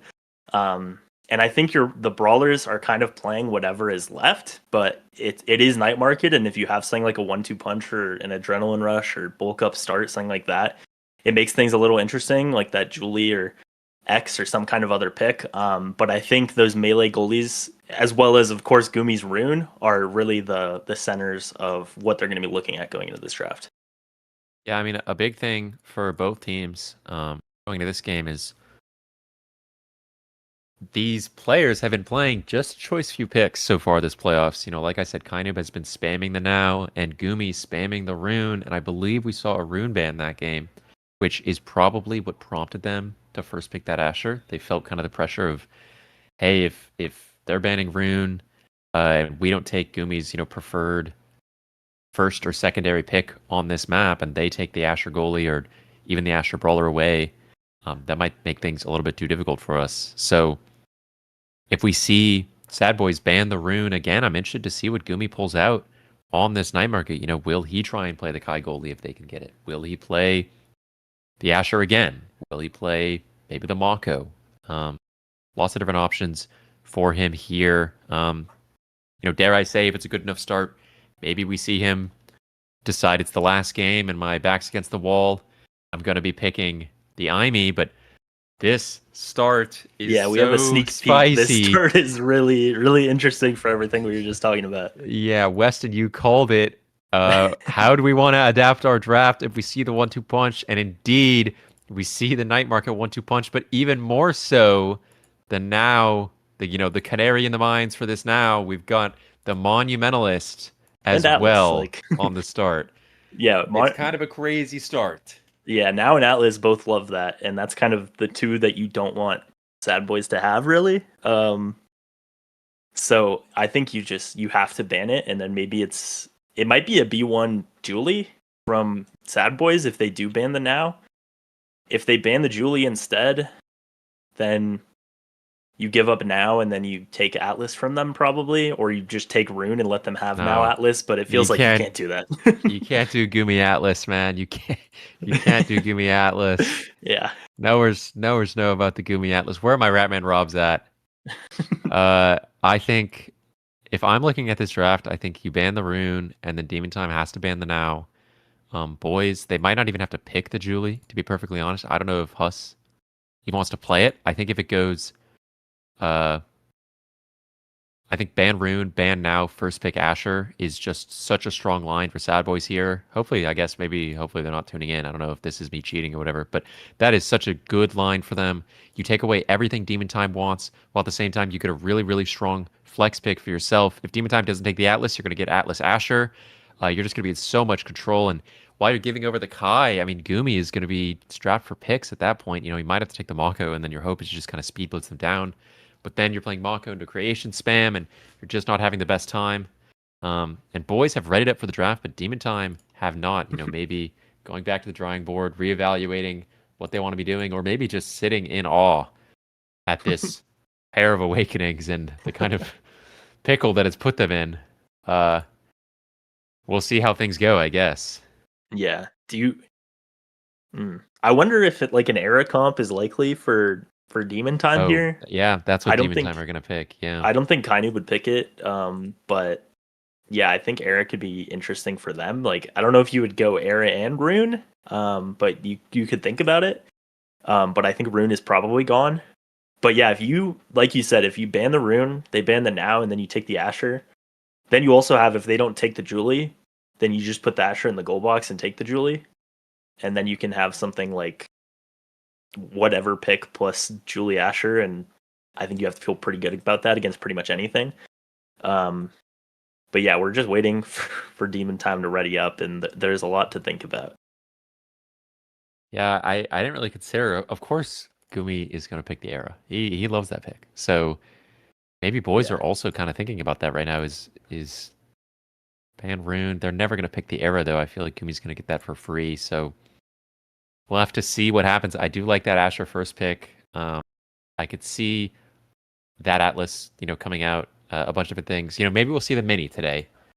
Maybe we'll see Kainu Mini pulling up with the Monumentalist. It's a great start for it. I'll say that much. And if they get the Atlas, it's not like the Atlas isn't going to be dealing like 90k damage in the back anyway. So a lot of different directions you can go. Me personally, I want to see Air Devil Brawler. I want to see Shionzu X. Okay, that's what I want to see. I want to see him just try and barrel through whatever Sad Boys has to throw at him. Why not, man? Why not just send that? We all want to see Shionzu X. Yeah, we all want to see Shionzu X. They say X is the hardest controller character, so it'll be interesting to see if he can overcome those difficulties. Also, there's a potential Juno. What we were saying earlier, if we see something like Rune Ban, Now Ban, Asher pick, Era pick, maybe Julie pick, maybe Kai pick, we could see the Juno for Kainu. I know he's picked it a couple times this season. The 1-2 punch is a great start for it. And, I see in the chat, someone says we want to see the Kainu Mako midfield. Another wonderful pick. Why not? What's He that played it earlier of this 1-2 season. punch? It is a lot. Or no, you know what? Take them on you. Put them on display. Just tell them we're going to beat you no matter what happens. That's kind of been the story of Sad Boys for pretty much this entire season, other than a pair of set 5.5 losses in the middle there. They've just been, completely inevitable. We knew we would see them here, and here they are up 1-0 in grand finals. One game away from, at that point, are they even making history, or are they just dooming themselves to repeat it? As finally, Demon Time have readied up in the draft. We have something interesting to talk about, Weston. We don't need to fill the space. As Sad Boys ban the Shionzu Kai. Really, really interesting ban. Demon Time ban the Now. Finally, someone finally turned on the stream.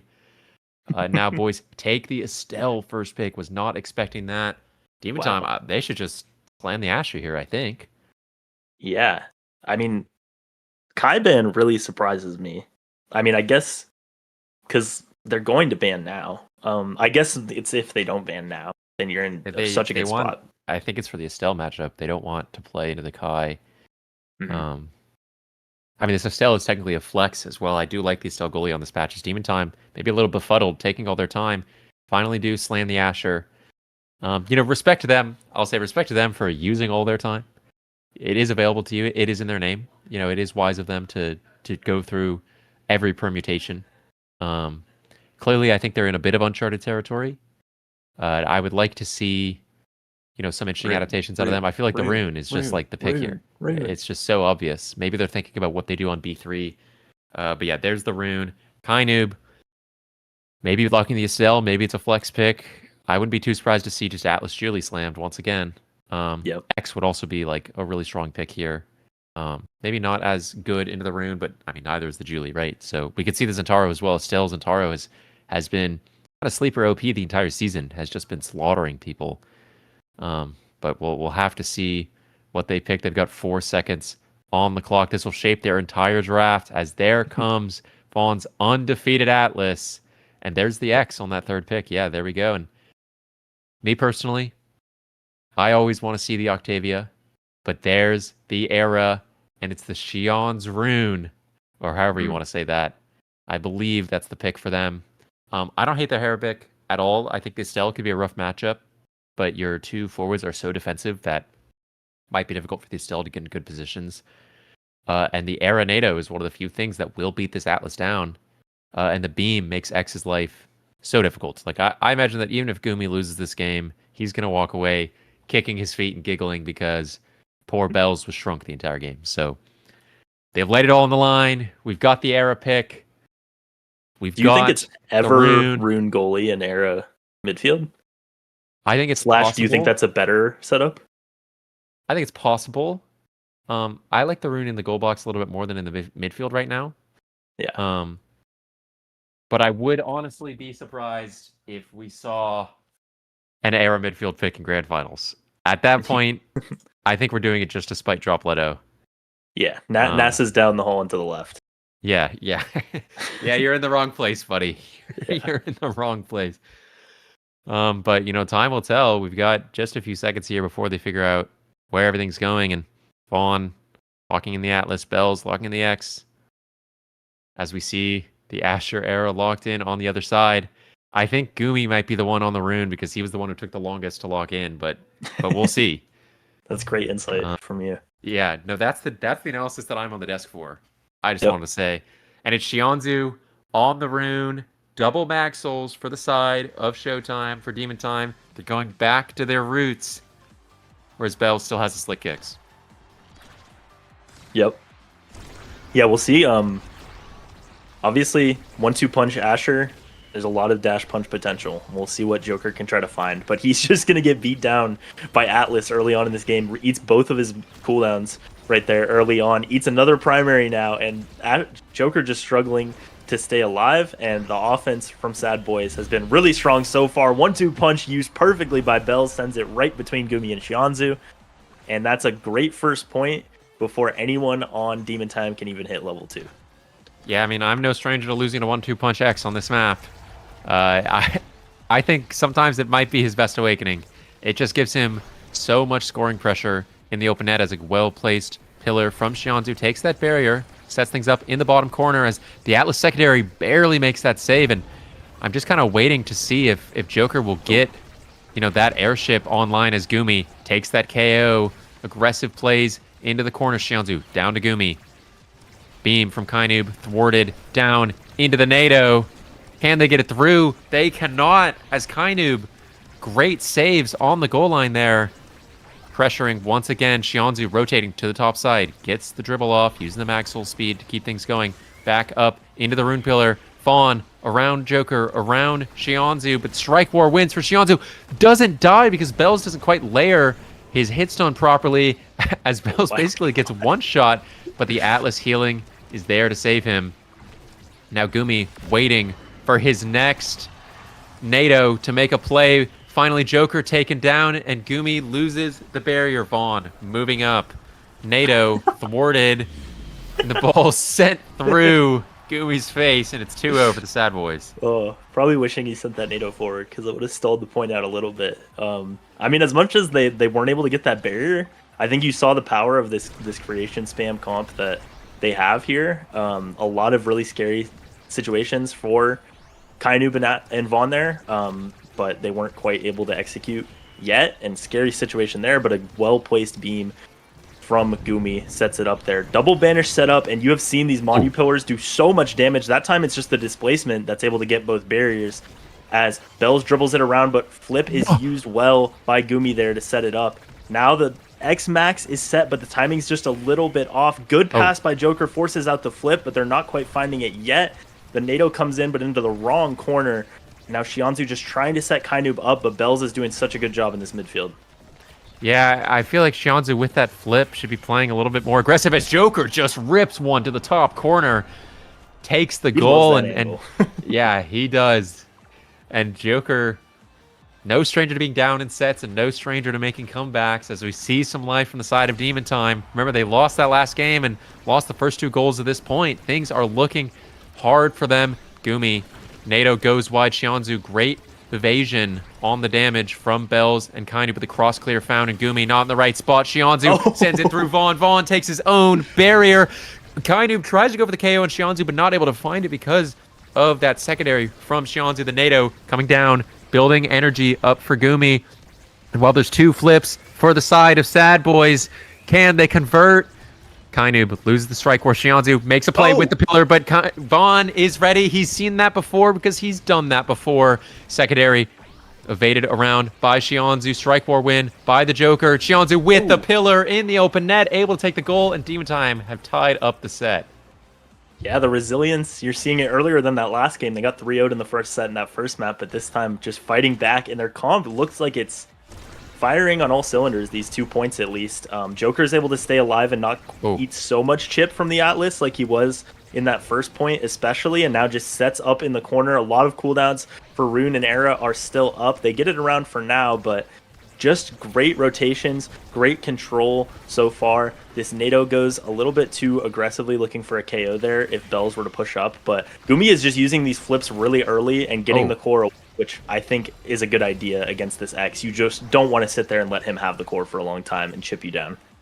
Yeah, something I want to point out that we just almost saw there, but not quite, is Bells is maybe the best brawler in the league at playing off his goalie's hit stun. So when you notice that Vaughn is going for these strike primaries against a target in the corner, Bells is almost always following up with a dash punch or with some sort of additional hit stun layered on top of him in order to finish the KO. I would know because he does it to me all the time. He's really, really good at it, and he's looking for it a lot this game as Joker makes a great play. The banish backfires a little bit. Vaughn dies in a crazy bounce, sends it down to Xianzu, who sends it through Kainub, and Demon Time take the lead in the second game here. Yeah, I mean, really surprising that they came back and took that set after how that started, and Xianzu is rewarded with the first pick. I mean, you have Rapid Fire, you have Hot Shot, both there. So Atlas is getting one of those, which you don't love to see. But we'll see what Xianzu goes for here. His Monu pillars have been doing so much damage, just goes for the Rapid Fire, which is going to help any kind of build that you want to do on Rune. And it means that he has to trade that Hot Shot over to Atlas. But with those pillars setting up, doing so much damage, Joker having this adrenaline rush, I think is going to be really scary. And we'll see if he can get a lot of procs of that. Yeah, this bulk up for the Era is kind of sneaky scary. She is going to be dealing so much damage. There have been a couple NATO KOs that have barely just missed out on their knockback.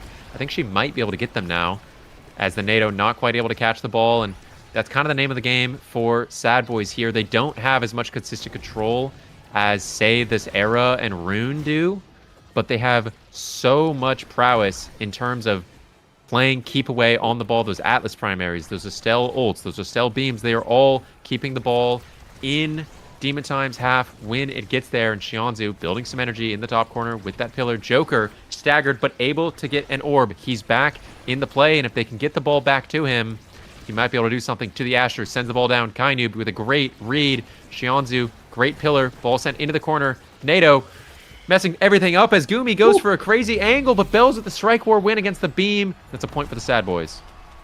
50 barcode clears. for Gumi. BT Unfortunately, yeah, barcode it's put it into here. a really awkward spot for Shianzu to try to get it past the forwards there, so didn't quite work out. You didn't really see any survivability in that draft for anyone, and so I think Joker would have loved to get something to help him deal with the chip that this Atlas is putting on him, and of course the other two characters that they have do as well. Dang. As second time this game, the secondary sends it backwards for Vaughn. Joker uses the flip, just a beautiful job of dribbling and staying patient there. The point just falls apart once that secondary sent it backwards. And yeah, we'll see if they can get Joker low early like they did in that first point. It's really hard for him to get back into the play, even if he's able to stay alive for a while like he did. But if he does a good job avoiding that damage and he's just able to set up his ults and set up with Shianzu, it's really oppressive for the side of Sad Boys. Yeah, I mean, this game just feels so reminiscent of the old Showtime meta as Kainoob goes for a great KO onto the Joker, and Bells with a threat of another has to get Shianzu's flip out as well. Finally, the rotation down and away from Shianzu, but Shianzu thwarting all their plans. In the meantime, Bells almost KO'd, but gets the flip off, denied by the airship. And Bells down in the corner, might die to the Era Beam. Kainoob, great play, but not quite able to convert. As finally Bells goes down, but Kainoob wins a critical strike war against Joker in the corner, takes the barrier, and Vaughn, he giveth and he taketh. He takes the goal for the Sad Boys. Secondary really decided both points, both of the last 2 points. That Bells stayed alive for a lot longer than I think he really should have there, and that meant that Joker wasn't able to be the one to get the Adrenaline Rush proc, which I think mattered a lot in that point. If he had the speed and he had his cooldowns back in that situation, I don't think that ever would have happened where they got the barrier and they got the goal in the power play. And so instead, it comes around for them. Shianzu just barely able to stay alive, but this is a scary situation for him to be in. Joker going for those dash punch KOs, but not able to find it. Oh my God. Although a great Atlas ult from Vaughn is able to keep that alive. And this offense is so scary, and Kainoob uses the ultimate. Great pillar by Shianzu, but it's just not quite enough, and we are tied up in this game. Yeah, that res from Vaughn was crazy. He is so on point with those. I think that's something that he kind of wanted to work on when he switched to goalie, was getting better at those, and it just feels like he hits all of them. Such an underrated skill for Atlas players, because that preserved Kainoob's flip and it allowed him to score the goal. It stopped a potential turnaround for the side of Demon Time. As we head into this draft here, Kainoob picks up that ever so important catalyst for more energy. Vaughn, Timeless Creator, Gumi giving his teammates more size, but the Rune on the 5th pick gets this extra special. Kind of a crazy pickup for him. I think that could really, really swing this game. Yeah, it's interesting that Vaughn went for Timeless Creator instead of Missile Propulsion. I think just thinking his secondary is a more important ability than his primary this game. And I think mostly just wants to do damage to Joker with that. But those primaries could help on offense a lot if he had taken Missile Propulsion. And Joker, at this point, just does a great job dissecting the defense that time. But he gets KO'd by Bells now, who has that 1-2 punch ever present, always threatening. Shianzu pushing up, trying to threaten a point here with the pillar, but takes a lot of damage for his aggressive positioning, and it's going to be a little bit scary. But Joker is up now. Double banish set up. The pass is not able to get down to Joker, but Joker is able to get a KO, his first ad rush proc of the game, I believe. And now with this NATO from Gumi is trying to set up in this corner. The stun is long enough for Vaughn to not be able to flip that time, and a great textbook point out of Demon Time. Yeah, I mean, so many things I want to point out from that point. One, we saw, yes, Bells got that KO, but what were they hit by first? It was that Atlas primary. Like I said, he's always looking to layer that hit stun on top of those Atlas primaries. Great KO for them, but a great return KO from the Joker in the corner to get that ad rush play. Another important thing, during that double banish from Shianzu last point, the Timeless Creator increased size on the secondary is what cut the pass through the banished players to buy boys a little bit of extra time. So all these little decisions that these players are making are what's making all the difference. And Joker doesn't want to flip on the net, says, I don't need it. Maybe have to pay for it a little bit, but the NATO gets in and the ad rush play, but Vaughn, ice cold, wins the strike war, and Kainoob plays enough disruption. Finally, they bait out the Atlas ult, and Joker not quite able to get it through. Shianzu, Vaughn takes the save off a risky strike from Kainoob, but it pays off. They hold that barrier through the entire power play. Yeah, that was incredible. After a great play, as Vaughn steps up and primary strike shot, he doesn't need missile propulsion, just places them absolutely perfectly. Joker, though, in a great position in the corner here. The Nice. banish is absolutely perfect. That extra special, you see how often it's up as Joker tries to set up. Shianzu pushes into the corner, then NATO coming as well. The flip used by Vaughn with a hit stun of his own. And now Bells, it goes just a little bit wide, so he's not able to set it up. And it could be anyone's point here as the core speed is up. Joker trying to win this. Shianzu strikes it away. Gumi not able to step up as far as he wants. And Joker so close to getting KO'd. Runs just barely out of range here. Has the core now. And we'll see if he can score, but he goes down. Yeah, I mean, Shianzu trying to make a big hero play and does straight through our two-time MVP Kai Noob. Sends it to the bottom corner, and that's a lead for Demon Time in this set. A hero play for Shianzu. Yeah, I think I don't think Shianzu had played Rune in playoffs yet. It would have been it had been relegated to Gumi. But he is looking so impressive on this pick, on offense, on defense. Has all these banishes as well. They've also, that last point, they were able to time an Era NATO with a banish perfectly to KO Bells, and that's what set up that power play that ended up being the hero plays from Vaughn. But here Joker goes dribbling in the corner, has those cooldowns. The Bellringer sends it a little bit backwards as well, as Shianzu is taking a bit of damage, but still just putting all the pressure in the world on Bells, Kainoob, and Vaughn here as he pushes into the corner. But that time he's going to get KO'd, and then a beautiful res from Vaughn, like you were talking about, means they can't get the return KO. Yeah, I mean, just incredible presence of mind. Joker runs away from Bells, but decides to opt for the flip anyway. Gumi, nice strike war win against the Crystal Thorns. Joker playing his life beautifully as Gumi, lots of pressure in the net for him, but the NATO is coming in. Joker goes for the dash punch, not quite able to find it. Shianzu banishes Kainoob, sends it down into the pillar, but Vaughn not willing to flip to save that second barrier, and Joker takes the strike forward. Vaughn with a beautiful strike shot, Weston-esque, as he sends the ball to Bells and sends it into the top corner, and Sad Boys still have life in this set.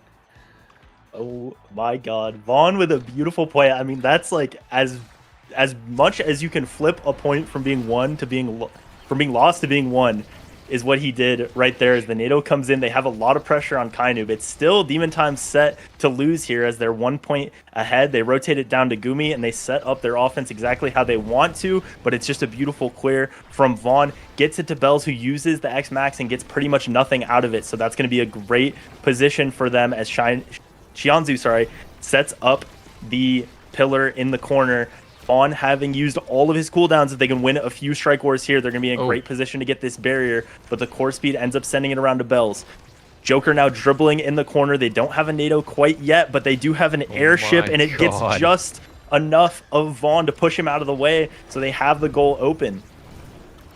Yeah, I mean, this NATO sending it through the top corner, but Vaughn, unafraid, walks up, strikes it out. Shianzu with a great pillar and Joker into the bottom corner past Kainoob. Demon Time have a firm lead on this game. The rotations from Demon Time, to be honest, the oppressive nature of this era pick is really shining through. The ball is on boys' half the entire game. It's been here. You know what? I'll give a little story. I scribbed Demon Time this week. They did this exact same thing to me. They picked era. The ball's on my half the entire game. The game felt terrible. Sword was pissed. And that's exactly what they're doing to Sad Boys in the grand finals right here. It's so much pressure when Gumi just is catching every rotation, every single one that he's missing. Shianzu's catching, which means this Asher just gets to feast in the enemy net.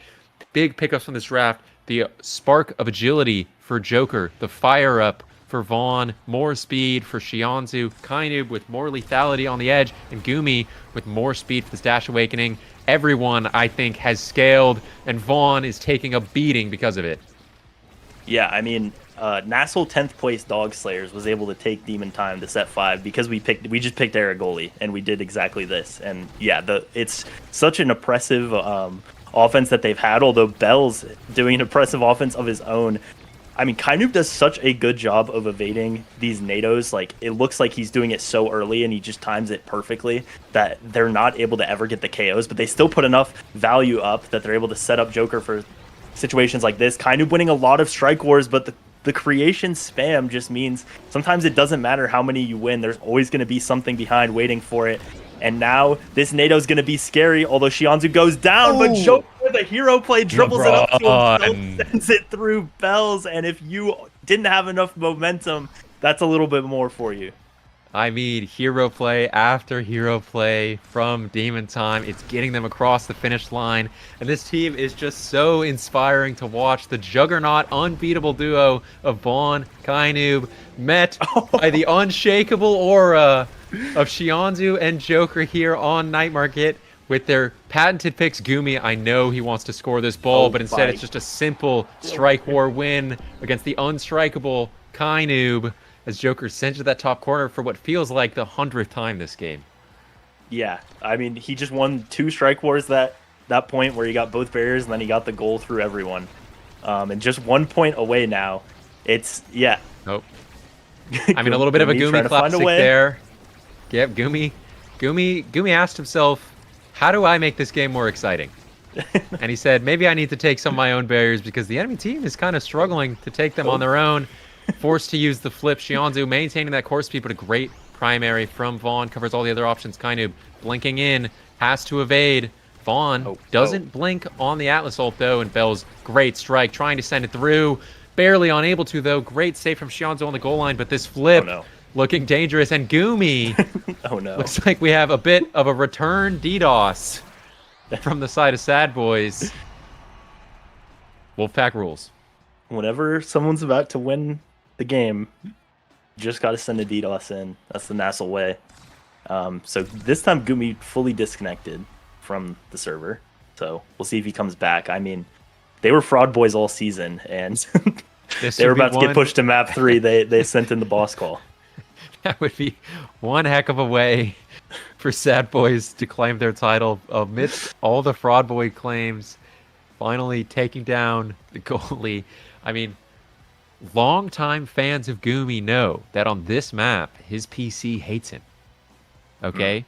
We've seen him disconnect in pivotal moments before on Night Market. If you go back to OSPL many years ago, many moons, Gumi's PC overheated. I think he put some like cheese from the fridge on it to like cool it down or something. So we might be seeing some of that this game as Vaughn keeping his APM high, spamming that Blubbo happy. Shianzu joining him. Joker locked in, not responding at all. Just motionless. Bells, level 8. Looks like he's kind of contemplating life. I mean, that X is really... He's thinking about something. We're doing aura analysis of everyone on the field right now.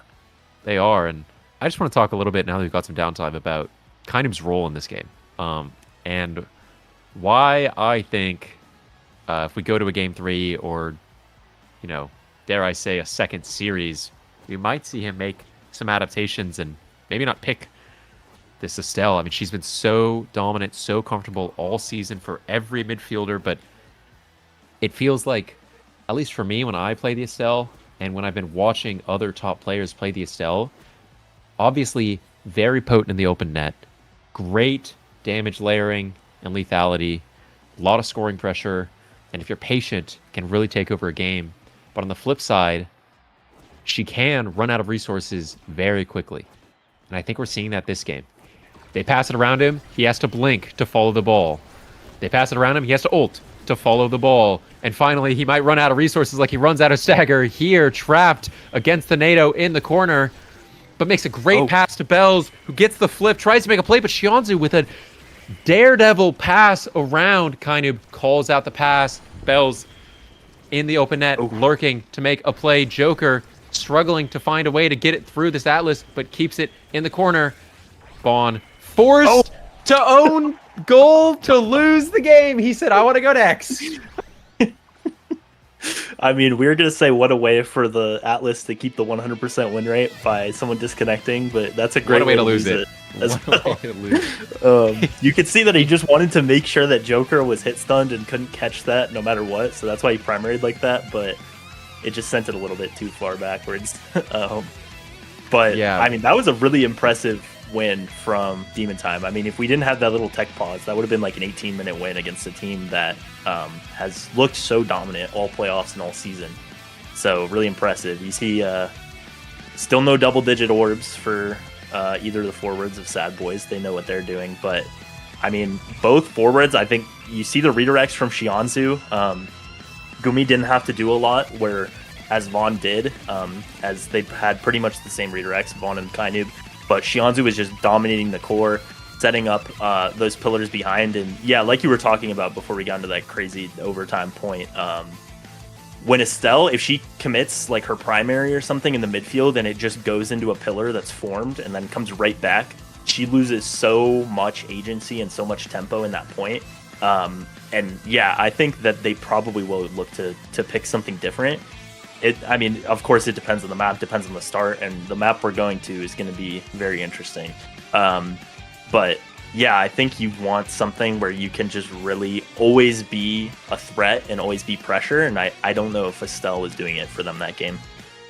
Yeah, that's a big adaptation that I think they're going to need to be making.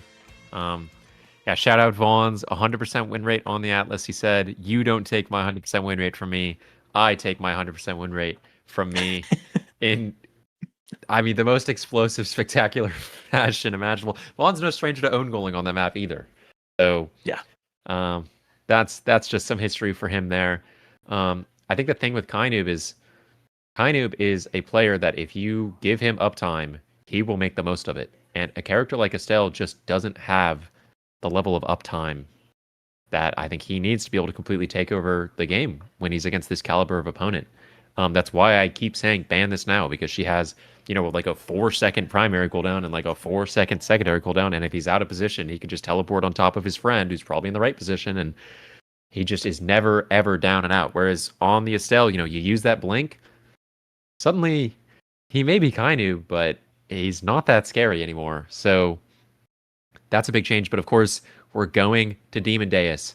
And if you've been in the know on these playoff teams the past couple of weeks, they've been saying one thing about Demon Time, which is we want to take them to Demon Deus. They've looked bad on this map. I think the last time they played this map was maybe against Bomba, where they just got obliterated. I mean, it was a 3Z breezy masterclass, as always.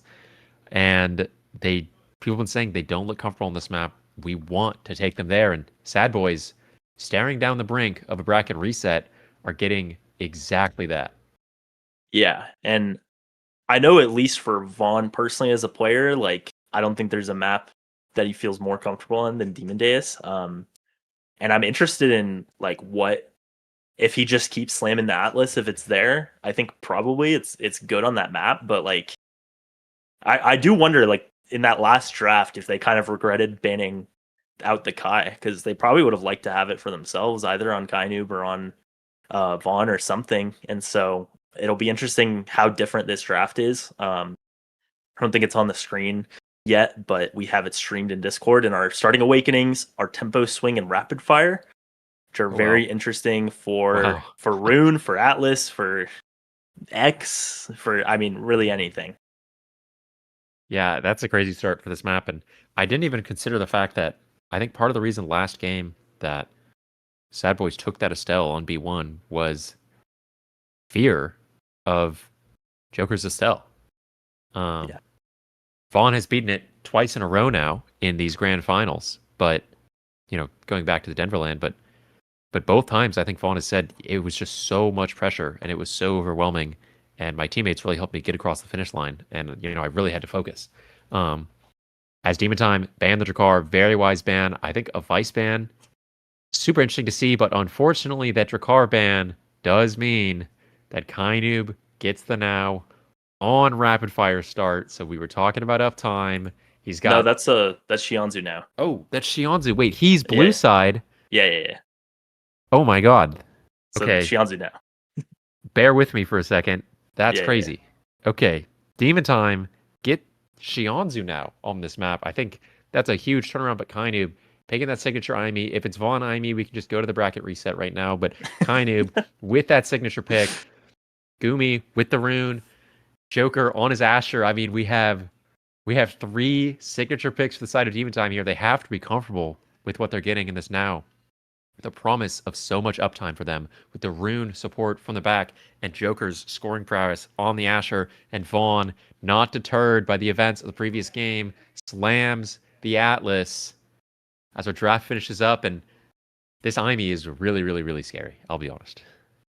Yeah, this is like maybe the 5 best users of rapid fire plus Amy, who certainly doesn't use it badly, but like when you see a rapid fire start, you start thinking about Asher, you start thinking about Rune and Atlas and now, and all of those are picked here, and so I think it's a really high like power level that we're gonna see in this game.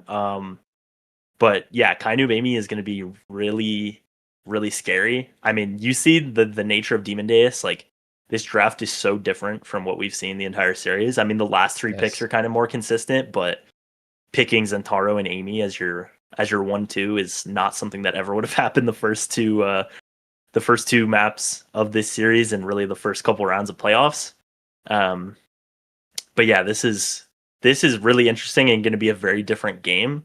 We have Gumi back on the rune now. He's taking it back from Shianzu, who had to take the now away from Kainoob. So I am really interested in. I think this is a really scary comp for Demon Time. And like you said, just signature picks for them. Yeah, I'm really curious about how Demon Time are going to fare against the Aimis and Taro forward duo. I mean, there's going to be so much lethality, but they have the now healing. They have the rune banishes to buy them some time. We've seen how effectively Joker was wiggling in that last game. I think he may be able to do the same this game. But this 6x rapid fire, we don't even need to load into the game to know that it's a 6x rapid fire coming out for this game. We also might see some, might I say, extremely skilled gameplay from the Centauro. Depending on if he chooses a favorite opponent to sit on the entire game, we'll see. We'll see what he does. Could be anything. As we're loading into the map here, both sides, I think, very, very happy with the draft. Vaughn getting his signature pick of the playoffs, kind of getting his signature pick of all time. The match having to be restarted. Not quite sure what went wrong, but something went wrong. Said, "I locked wrong champ." Oh, right. Thank you, Gumi. Thank you, Gumi. Thank you, Gumi. Now he said, "Sorry guys, I'm nervous." Oh, is that what he said? Yeah, that's Gumi for you. If there's anyone that I know that gets nervous, it's definitely Gumi. Here, I'll just drop a little cricket bomb for them. Yep. And finally, heading into game, Gumi's IQ maybe might stand in the way, but hopefully not. As we see them all, loading in. Kainoob, he loves this Imi pick. He won nasl 4 in a pivotal game 3 against Joker Shianzu with the pick. We'll see if he can repeat history today. I was interested in if, can you even go mom boots against Amy, Atlas, Zen on this map, but Gumi just does it anyways. Gumi does what he wants, so he locks it in. We'll see how much value he can actually get out of it. But yeah, as we load in here, going to be such a different game from what we've seen previously. But yeah, just so much power in these drafts and in the awakenings. We do see Bell's going for the tempo swing, so takes it out of the draft, takes it himself, doesn't have those primaries up all the time. But that does mean they're going to do more damage, and he's also going to have a little bit of healing that might help him. But so far, he's almost staggered, staying alive in the corner, and obviously would be staggered without the tempo swing here. So you're kind of seeing the value. You also see the value of having Atlas with Vaughn piloting it on your team as he gets the res there. Yeah, I mean, Gumi, well played. I was kind of surprised to see the tempo swing. I think Centauro loves rapid fire, but it's kind of understandable that he's taking it.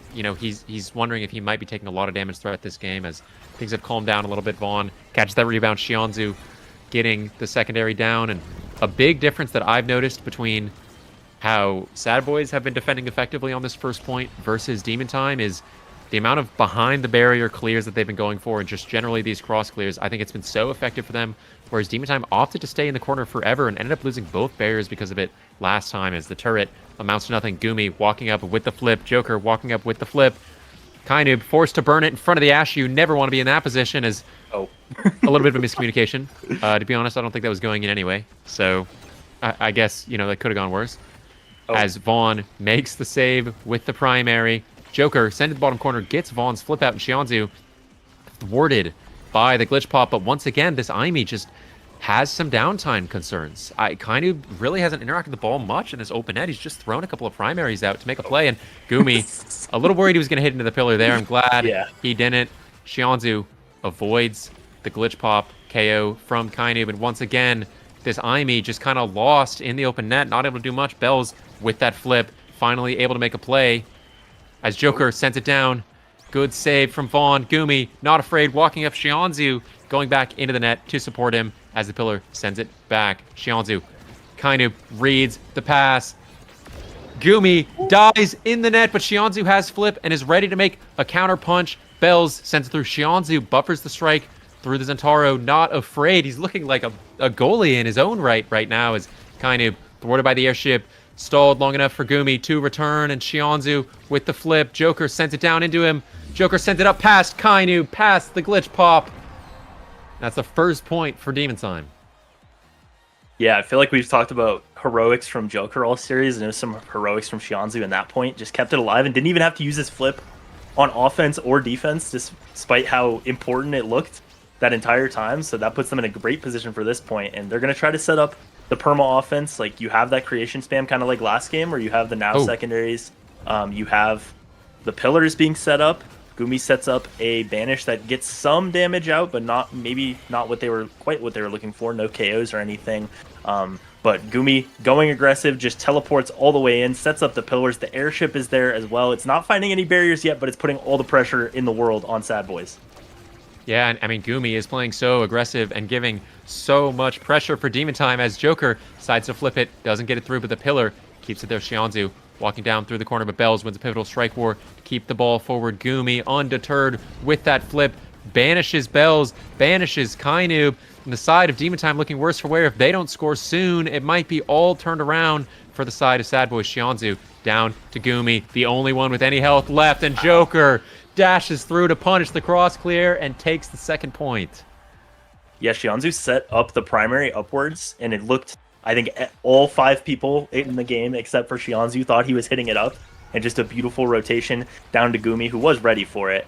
Perfect pass into Joker, and they don't even have to use Gumi's flip. They're doing such a good job of their energy economy, just winning these points without having to commit the flip, and it puts them in such a great position for this as well to try to get this first set. We've had kind of comebacks and back and forths early in both of these games. We'll see what Sad Boys can do, but it just looks great for them right now as Gumi getting so aggressive, almost finds the double with a nice strike there. Not quite, but still the pressure is on Sad Boys as both barriers down now. Yeah, I mean, Xianzhu played that so well. His job to cover the cross clear there and does. And just as the pillar expires, Joker is ready to win the strike war. And now this Asher with flip moving into the net. Gets the ball, gets the Atlas secondary out, and ready to go through Kainub to the top corner. That's a 3-0 for Demon Time. All of the momentum is on their side. Yeah, I mean, all of the problems that we kind of talked about between games that the Estelle had in the last game for Kainub, it's the exact same thing with this Aimee. You just have too much downtime. If you don't get that kind of perma offense that you want, which they were sort of able to get in the first point, they just couldn't convert the goal. The Aimee just looks so... it looks like such a struggle to play defense, to try to get it past those creations, and it looks like a really hard spot. Joker is going to get a lot of size here. He's going to get 10% size from Gumi. He's going to get 20% size from Demolitionist. Now he's going to get some speed. You do see that fire up go over to Kainub, and so that's kind of a win condition in a way, especially if they're able to win a set and he's able to get something like Catalyst. But I think that's a great draft for Demon Time, and that size, all that size that Joker has, is going to let him set up and completely block one side off. Yeah, this fire up kind of helps a little bit with Kainub's downtime, right? If he gets that flip off, he's got, 5 or 6 seconds where he's completely in control, and the dash barely not able to catch the goal on the open net there. Xianzhu almost taken out, but surviving and finally able to get that ult off, finally able to get that orb off. I feel like we've been talking about these orb takes from the forwards of Sad Boys, and it's been fun seeing Vaughn get so many orbs, but I actually feel like the real issue is that the forward duo of Demon Time is just getting so much more energy, so much more health from these orbs than their opposing forward duo. I feel like that's been a huge difference for them. I mean, every time that Joker Xianzhu are getting low, they're picking up that orb to unstagger themselves as Kainub. Great killer instinct to send it through Xianzhu and into the bottom corner and into the net, as boys aren't down and out yet. Yeah, the the secondary was not quite in the right spot to deal with how much core speed Kainub had off of the flip. So first point of the game for them, and it looked like they were in control the whole time, not any kind of fluke, even though you had the flip from full court there. They were just not able to set up the offense that they wanted to, Demon Time. But this time, they're in the corner, some great evades from Xianzhu. I mean, you're playing against Amy and Zen, and one of them has tempo swing, and it feels like they haven't really been pressured for KOs the way that you would expect with a comp like that. So that just is a testament to what Xianzhu and Joker have been doing, evading this damage, as well as, of course, the healing that Xianzhu has in his kit as they get the goal open early. They have their offense set up now, and the pillars just keep it there for forever as Gumi gets aggressive with the positioning once again. Joker doesn't win the strike war, but Vaughn has nowhere to send it except for into that primary from Xianzhu. Beautiful offense in that point, and we're tied up in the second set. Yeah, I think Xianzhu might have heard me say earlier something about kind of being the best piloted character in the world, and he said, "Hold my drink," as he is absolutely taking over this game. This is what happens when you give these top-tier players the amount of uptime that this character has, is as Gumi taken low but not quite taken out, and here's that fire-up I was talking about, but it seems like it's actually been a counterpunch for the side of Demon Time as Xianzhu avoids Bell's secondary, gets that healing, and the strike primary from the Asher in the net is too much for the Atlas to handle. We've seen it take this barrier time and time and time again as Gumi low with no energy in the net, but sends it around Kainub, the pillar, thwarting all his plans, and Xianzhu straight up into Kainub. He wanted to get to Joker, but not quite able to as the barrier is lost for Demon Time, and Xianzhu wins a pivotal strike war on the goal line with that flip coming up soon. It's just one more strike or one more ability for Joker to get it as he hits the primary. Now Bells with that flip in the open net, dashes into the corner, doesn't want to use it to evade the banish, doesn't have to, and now Gumi walking up to give Joker the ball. Burns flip on nothing, unfortunately for him, and now it's Vaughn and Bells with the energy economy in the open net as Kainub sends the ball up to Bells, who flips it into the net. Yeah, maybe could have been a little bit greedy, but I think just wanted to get a lead in a set for the first time this game. Sends it right through Gumi after a little bit of a wait. Kainub and Vaughn both have flip. Kainub has fire up as well. That does mean all three members have a target on their head of Sad Boys, but I think they're still in a great position considering all of that. I don't know if they have the burst damage to get rid of someone, and it's Joker the one that's eating all of this damage right now, so not really a concern. That fire up gets them one barrier, but not getting a ton else right now, and they do have the core right where they want it. Gets past Xianzhu for just a moment. We'll see if it goes all the way back and gets a barrier, but good pillar is able to set it up, but all that pressure has the turret from Amy even after the dash, and I think the very last hit of it is what gets it there. And Sad Boys, it feels like the Awakenings didn't change that much, but they just kind of changed the way they were playing. We're able to get more consistent offense, not fall victim to those creations keeping in the corner for forever, and they take that set in pretty commanding fashion. Yeah, and I mean, they're rewarded with a catalyst for Kainub, and the now having to choose between Chrono Boost to Monu while the Atlas gets the hot shot. I mean, it's such a dream of a draft for the side of Sad Boys, with the extra special on the rune and probably the spark on this Asher making such a big difference as Bells opts out of the Adrenaline Rush. He doesn't want those Centauro Adrenaline Rush shenanigans, and he decides we haven't been KOing them enough for me to take it. Decides to take the dash, to take the extra damage, to get across the finish line for him as we move into the set. An exciting draft for both teams. I think they're both going to feel the power increase.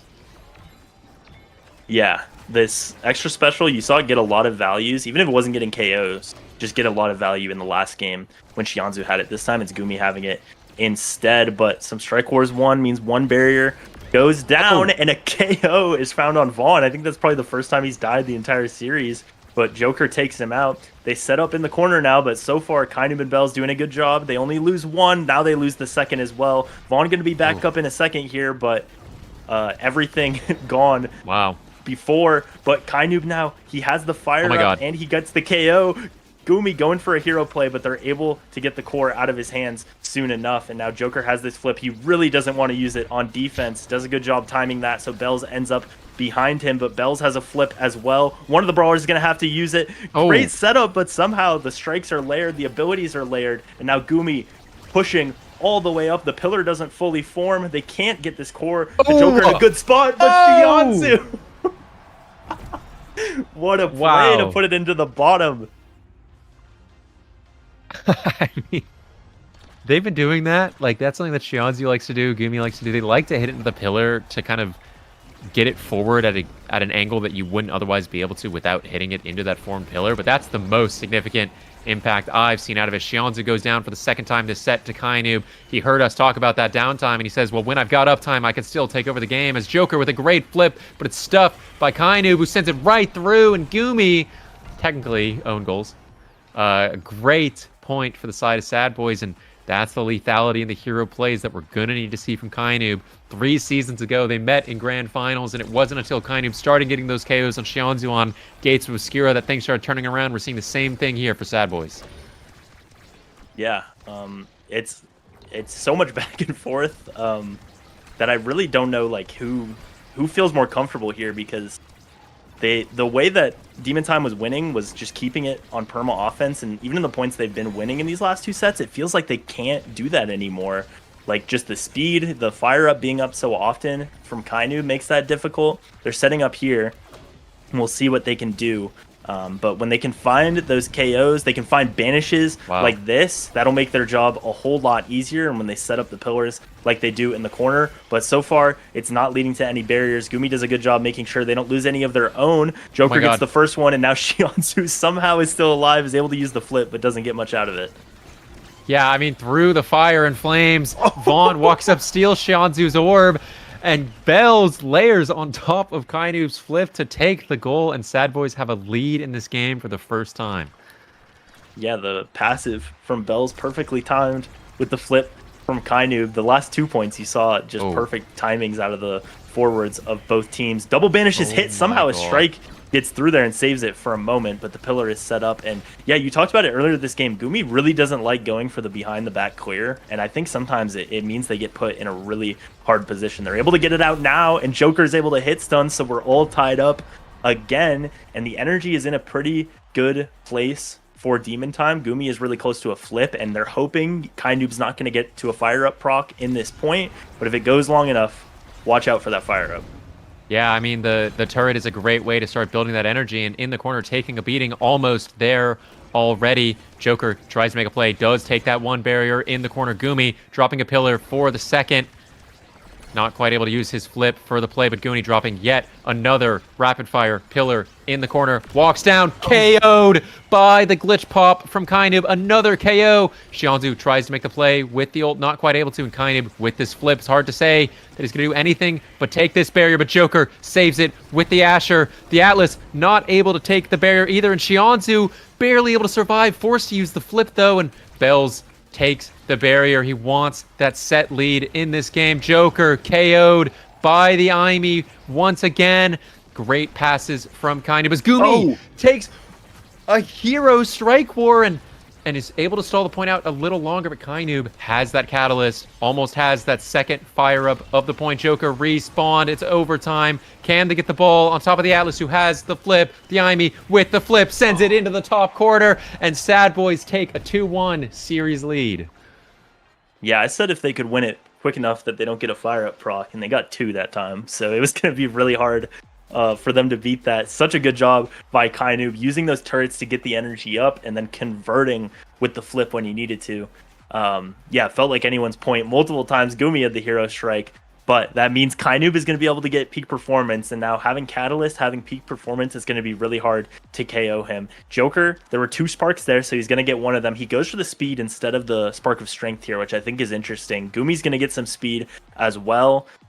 Shionzu's going to get some more survivability with the bulk up, which I think you saw in that last point, or that last set, really needed something to be able to survive. But Vaughn just has an absolutely disgusting build here to help on offense, and of course do what he can on defense. But it's going to be a lot to deal with, the range that these primaries have, and of course the rapid fire and hot shot, meaning they're up all the time, as Joker doing a great job getting the goal open early this time. Yeah, I mean, the threat that they have on this barrier, if they're able to get it there from this now and from this Asher, is kind of with the fire up, sends the flip behind, and Gumi taking that Omega infused accelerator, taking that risk, and now paying the price with a low stagger bar, but Shionzu sending it through Kainoob in the corner. Evade on the Atlas primary, but Joker not quite there to capitalize. The banish Evaded by Bells, the secondary in the corner, the Atlas primary. It feels like there's just a never-ending stream of them as Vaughn gets that flip, sets up the secondary in the corner. Xianzhu KO'd by Bells, and the 1-2 punch, core speed, sends it right through Gumi as Sad Boys are rallying for their nasl win. Yeah, just sat there and waited, but still had the 1-2 punch and knew the timing on it and sends it right to the middle, so Gumi's not able to get there in time. And you see Xianzhu even picking up that bulk up in this last draft. It's so hard for him to stay alive. That time it wasn't even stagger, it was just all the knockback that they had, and now they have fire up. It feels like things are just getting a little bit out of control from Sad Boys, but Gumi tries to send it around. Maybe could have just stalled in the bottom instead, but it was picked up. The the recovery drone keeps Bells alive, and now they still have 2 flips to try to score this one and get 1 point away.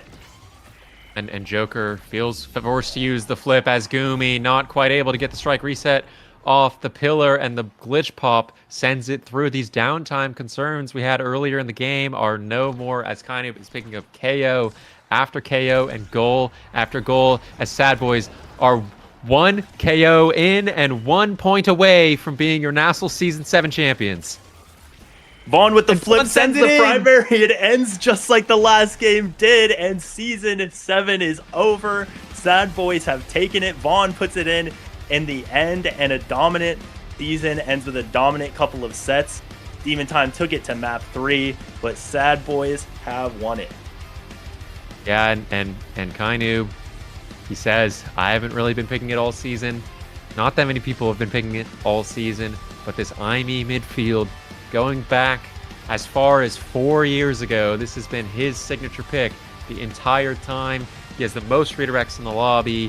Well, I guess Vaughn had one more than him. He has the more redirects than the entire enemy team. He's got the most goals in the lobby, the most KOs in the lobby, the most shots in the lobby, taking over that game from set 2 onwards. And I'll be honest, as we all expected many, many moons ago, the Sad Boys are your nasl Season 7 champions. Yeah, we had some drama with that game 2 going to Demon Time, and they looked strong early on in this game, but like you said, from the second set onward, Kainu just completely took over the game, leading in almost every single stat except for damage, and the one redirect really got to double-digit orbs this time as well. But super impressive performance out of him. It was it became an interesting series, but like you said, the entire season it felt like it was Sad Boys in control, and like it was their season to lose perhaps. They took down the team that beat them in regular season. They took down the team that, you know, has 2 former teams that have won combined, and really impressive all around. That last game ending in the same way the second game did, in a sense, was awesome to see. And yeah, they're your champions. Yeah, Sad Boys, they have been inevitable. And if you talked to me in the preseason and you asked me what kind of concerns I had with who I was going to be playing with and what people should be thinking about going into the season, how they should be pairing, I only had one thing to say, which was you have to ask yourself, can I build a team capable of beating Sad Boys and the roster that they are fielding? And now, what are we? Some 15 weeks later or so, 12 to 15 weeks later, that question has been answered for every other team in the league. Were they able to construct a roster that could take down Sad Boys? And the answer was no. They got across the finish line. That's another win for Vaughn. It's another win for Bells. It's another win for Kainu. They didn't get the MVP. They didn't get the 1 seed. But to be honest, those have not been the best for your playoff hopes in the past anyway. But they got what mattered most, which is that win in the playoffs, in the hardest tournament to win in Omega Strikers. They got their chip. So congratulations to Sad Boys. A stellar season out of them. A stellar season out of all 10 participants this season. I know that we have some handsome fellows on the desk today that also had some really, really amazing seasons. So shout out to all our competitors, all our staff, as I believe we're going to head soon into the winner's interview. Yeah. well said there. It was an awesome season in all 3 leagues. 2 more to still conclude, but this is kind of the pinnacle of it over now. In what was a very unique season. We had some teams people didn't expect. We had some results people didn't expect. A rookie team getting the 1 seed, all of that. But it is the most likely outcome if you were to pull all the seasons from which is Sad Boys winning. So we will go to a break and we'll have a winner's interview soon here. I think maybe Dropletto is hosting it, but we'll be back with that soon. Thank you for watching. Don't go anywhere, and peace out.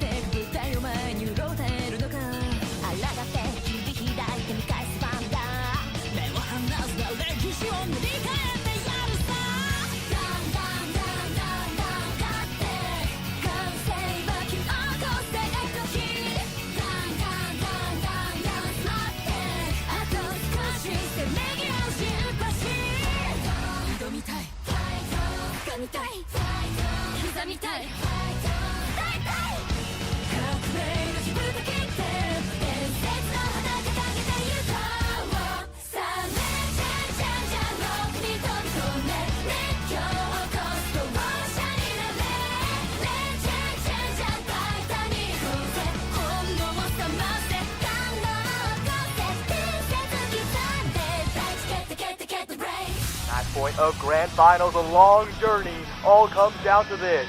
Looking for a passing lane, there's the opening on the outside, the pass, it's wide open, a beautiful shot to the corner, they've reached the summit!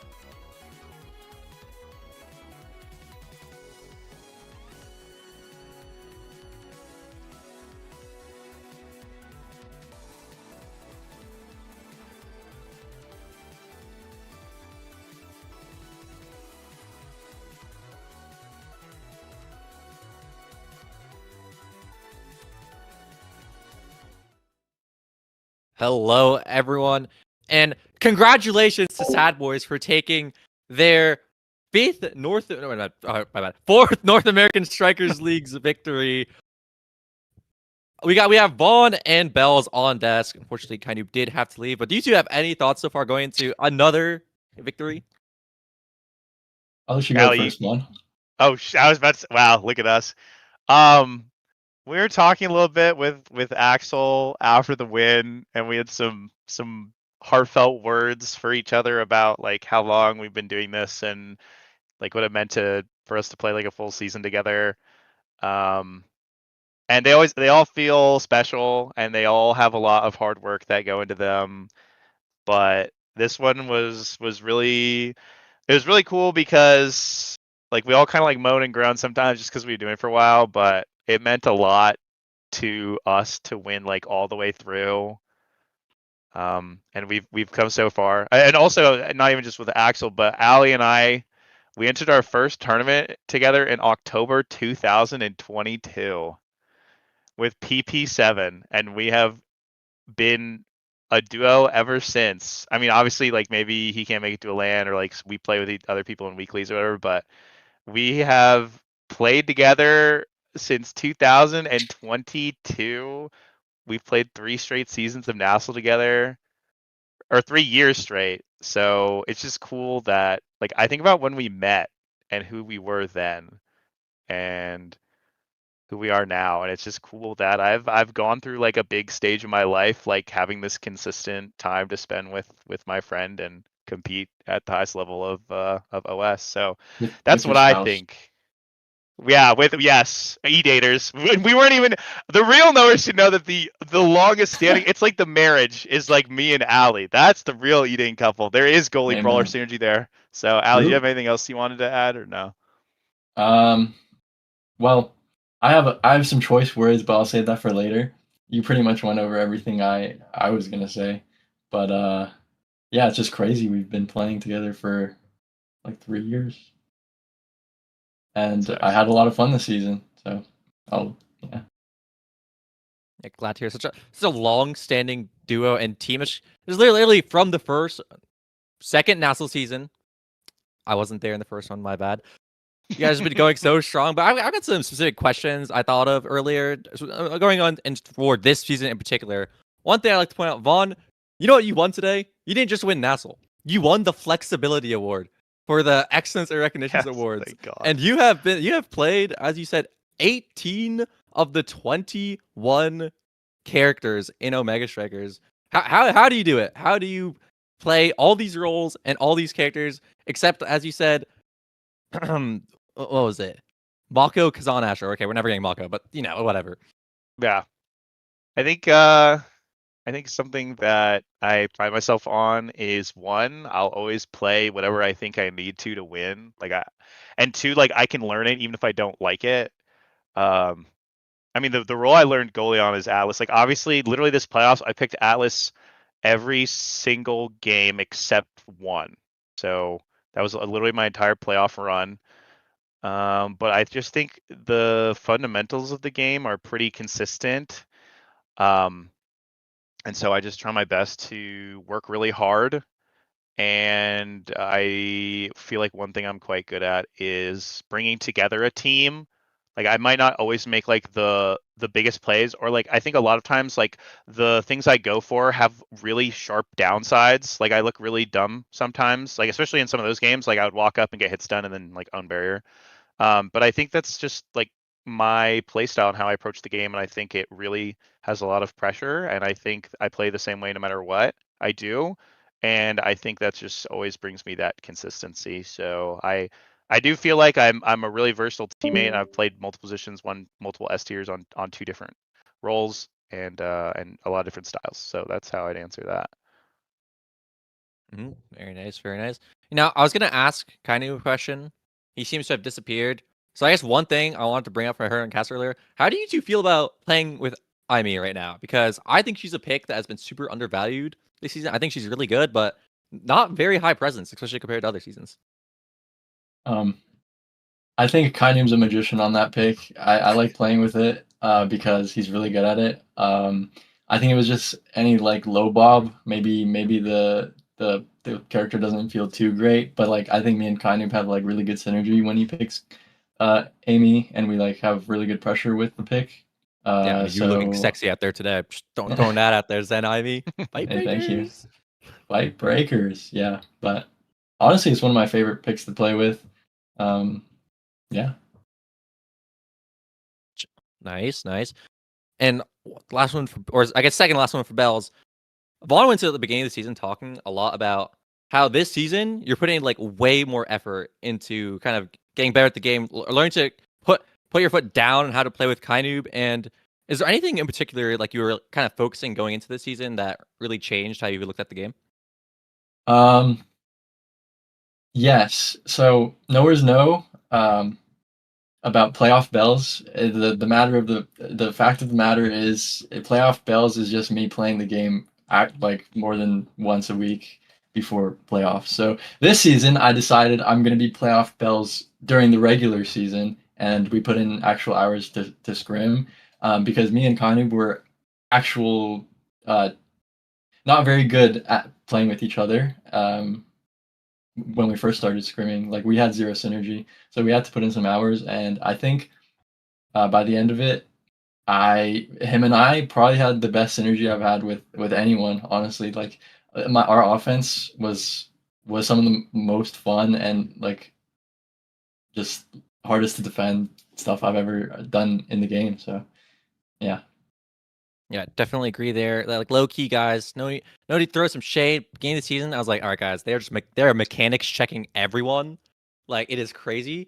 But now I'm looking at these guys, I'm just like, I'm not winning that. I don't know how anyone can get through this. But you know, love some voice. Yeah, yeah. Yeah. And the last one is just this was originally, of course, at the beginning of the season, going to be the last season of the North American Strikers League. We saw it in the opening. That seems to be kind of out the window now. I don't know what side did, but I think we're back in for one more, at least one more, couple more maybe. But did you two have any like differing thoughts going into supposedly the last season of Mega Strikers? Al, you answer can take this this one again. No, your turn. No, Your like turn. I insist. Type shit. Yeah, we had some goals. We wanted to go 9-0, and we worked really hard for that. And Rat Pack had some really great performances versus us to stop us from achieving that. So that was our first goal.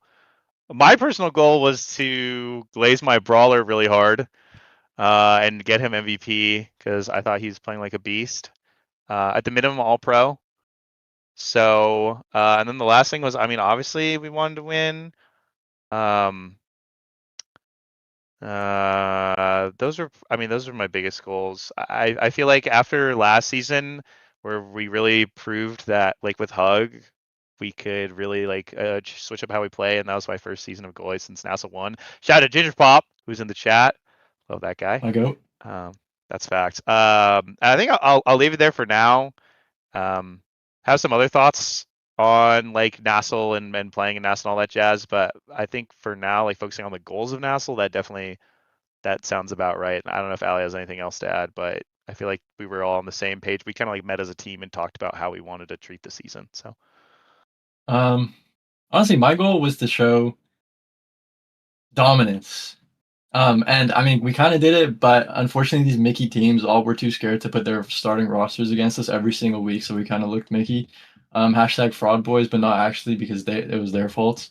But another goal I had was just to actually be a human being for the regular season, and I think I did achieve that goal. But yeah, those are my main two, and obviously to win. Like I've never gone into a season and not wanted to win, so. Of course. All right, I believe that is all. Do we have any shout outs, any last thoughts we have to give to the people before we go into our beautiful raid? I have some shout outs. I shout out all of Demon Time. I really like how all of them play. Nice defense by Gumi and Shianzu, and I always love playing against Huss. However, on the flip side, I'd never want to hear some complaints out of Huss again after those Asher games. You're a naughty boy, and you're gapped, Gumi. Better luck in the in-houses after this. I'll see you there, bro. Okay. Was that it, Ali? Yeah. Okay. I'm gonna shout out a couple people. So I know this sounds like really dumb, but sometimes, and I actually think there's someone who understands what I'm talking about. I've seen him talk about it before, which is Soren, where if you are looking like a dominant team, sometimes it's really hard to show up and everyone, it feels like, wants you to lose. So there's a lot of times where it's like I understand, it's like, oh wow, like my steak is too buttery, my team is too good, but sometimes it is really hard to, like, when you're in a tough spot and you're down. It's like if you had like a playoffs, like I remember playing in like sports, and I can't imagine if like everyone in the crowd was like cheering for the other team if they score on you. So that can be hard. So I wanted to shout out uh two people specifically. One is actually Drop, thank you. You're always cheering for us and saying something funny, and so that always makes me feel better. And then I'd shout the all-time number one, which is Natek, hashtag the jaw. I actually can't count how many series over the years where we'll be like in a tough game, and we have chat open so we can read his messages. So like I don't know if he's ever known how much like he actually impacts our games, but like we don't. He's not like an IRL. Like he's just been ride or die with us from day literal zero, and he shows up every Saturday without fail for like 3 years. He's gotten like banned from Westcourt for how hard he glazes Alley. Like this guy is like more a part of boys than almost anyone else. I need to give him like an honorary. He needs to have some kind of award because I'm actually like really, it really did matter. Like I Yeah. knew if no one cared if we won, like Natek would be there and he would get really excited. Ali, do you have any other thoughts on that? No, Like, I mean, just specifically, you made us crack up so hard during the Gates game, you don't understand. There was one yeah, comment, I probably can't say it on here, but yeah, you know what you said. yeah, You're the goat, bro. You yeah. this wins for you. Also, shout out Ripstick. Also, shout out Balls442 for lending me exit lag. This was low key your win as well. That's facts. That's facts. That's actually real. I would say I'd want to shout out anyone that helps us. This is my big soapbox moment. So you know who you are. If I really said everyone, then I think we'd be here for a long time. But obviously I know people that have been our friends or helped us or in-housed us or filled for scrims. I will shout out our entire scrim squad that we scrimmed every week for a couple weeks. So Yal, Box, and Snake until Snake went to HMG. We scrimmed those guys, and it was I'm sure it wasn't that fun for them, but they showed up every week and would practice whatever we asked them to. So I would really appreciate that because I don't know if anyone knows, like we always like scrim our subs usually to a certain degree, like a lot, so we can keep things close to the vest. And then my last shout out is to Kainoob. He and I have always had like I feel like he and I have had like a different kind of like back and forth over the years. There's pretty much no one else in OS that I feel the same way about, like gameplay wise, as like when he and I would play against each other. And at the end, like just again before we went in this call and the three of us were like talking a little bit, we had a really nice heart to heart about what it meant for him and for us to win this. Um, and it meant a lot. So I just wanted to shout him out because I don't know if this roster will play together again, like maybe in like a weekly or something, but at least for next nasl, he and I won't be playing. So this was really important to us to win. I'm not like leaving or anything, but I think things have changed in my life, and I like am really thankful for Costco and Biss and everything here. And obviously I still want nasl to go on, which is why I tried to like do the like hashtag whatever the hashtag I did was, but I don't want to say the word that starts with a certain letter because I'm gonna be around, but I will not be playing in nasl next season for the first time. So I really wanted to make sure that we got to the end of the season and we did it together. So it meant a lot to me to make sure that happened. And like I'm gonna be rooting for Ali. but I think this is a good one to end it on. So, yeah, I didn't know if I was gonna say it or not, but anyway, so it meant a lot. So I wanted to say thanks to everyone. I've been talking for a long time, and everyone, make sure after this we're gonna raid my stream, and I'll talk about it a lot more. Hashtag chill, hashtag vibes, hashtag check for your primers. But yeah, Amen. so those are all my shout outs, and shout out to all the Wait, teammates I've had in nasl so far, which was just You Already Lose and Ginger Pop. So I want that. What's up, Ali? one more shout out. I'm gonna double shout out Rio Gumi. I don't know if he feels the same way, but every time I played against him, it feels like we have our little back and forth, and I don't think I have as much fun playing this game against anyone else but him. So shout out that guy. He's my goat, and he always performs well, even when he picks Asher. So GG's, bro. Pass that one. Yeah. All right, flowers thrown to the crowd. Congratulations to the Sad Boys for winning the North American Strikers League Season 7. This has been a beautiful season, but we will see you all in the future, hopefully, some of the other leagues, and hopefully see you all again at the Denver LAN. Goodbye, everyone. Bye.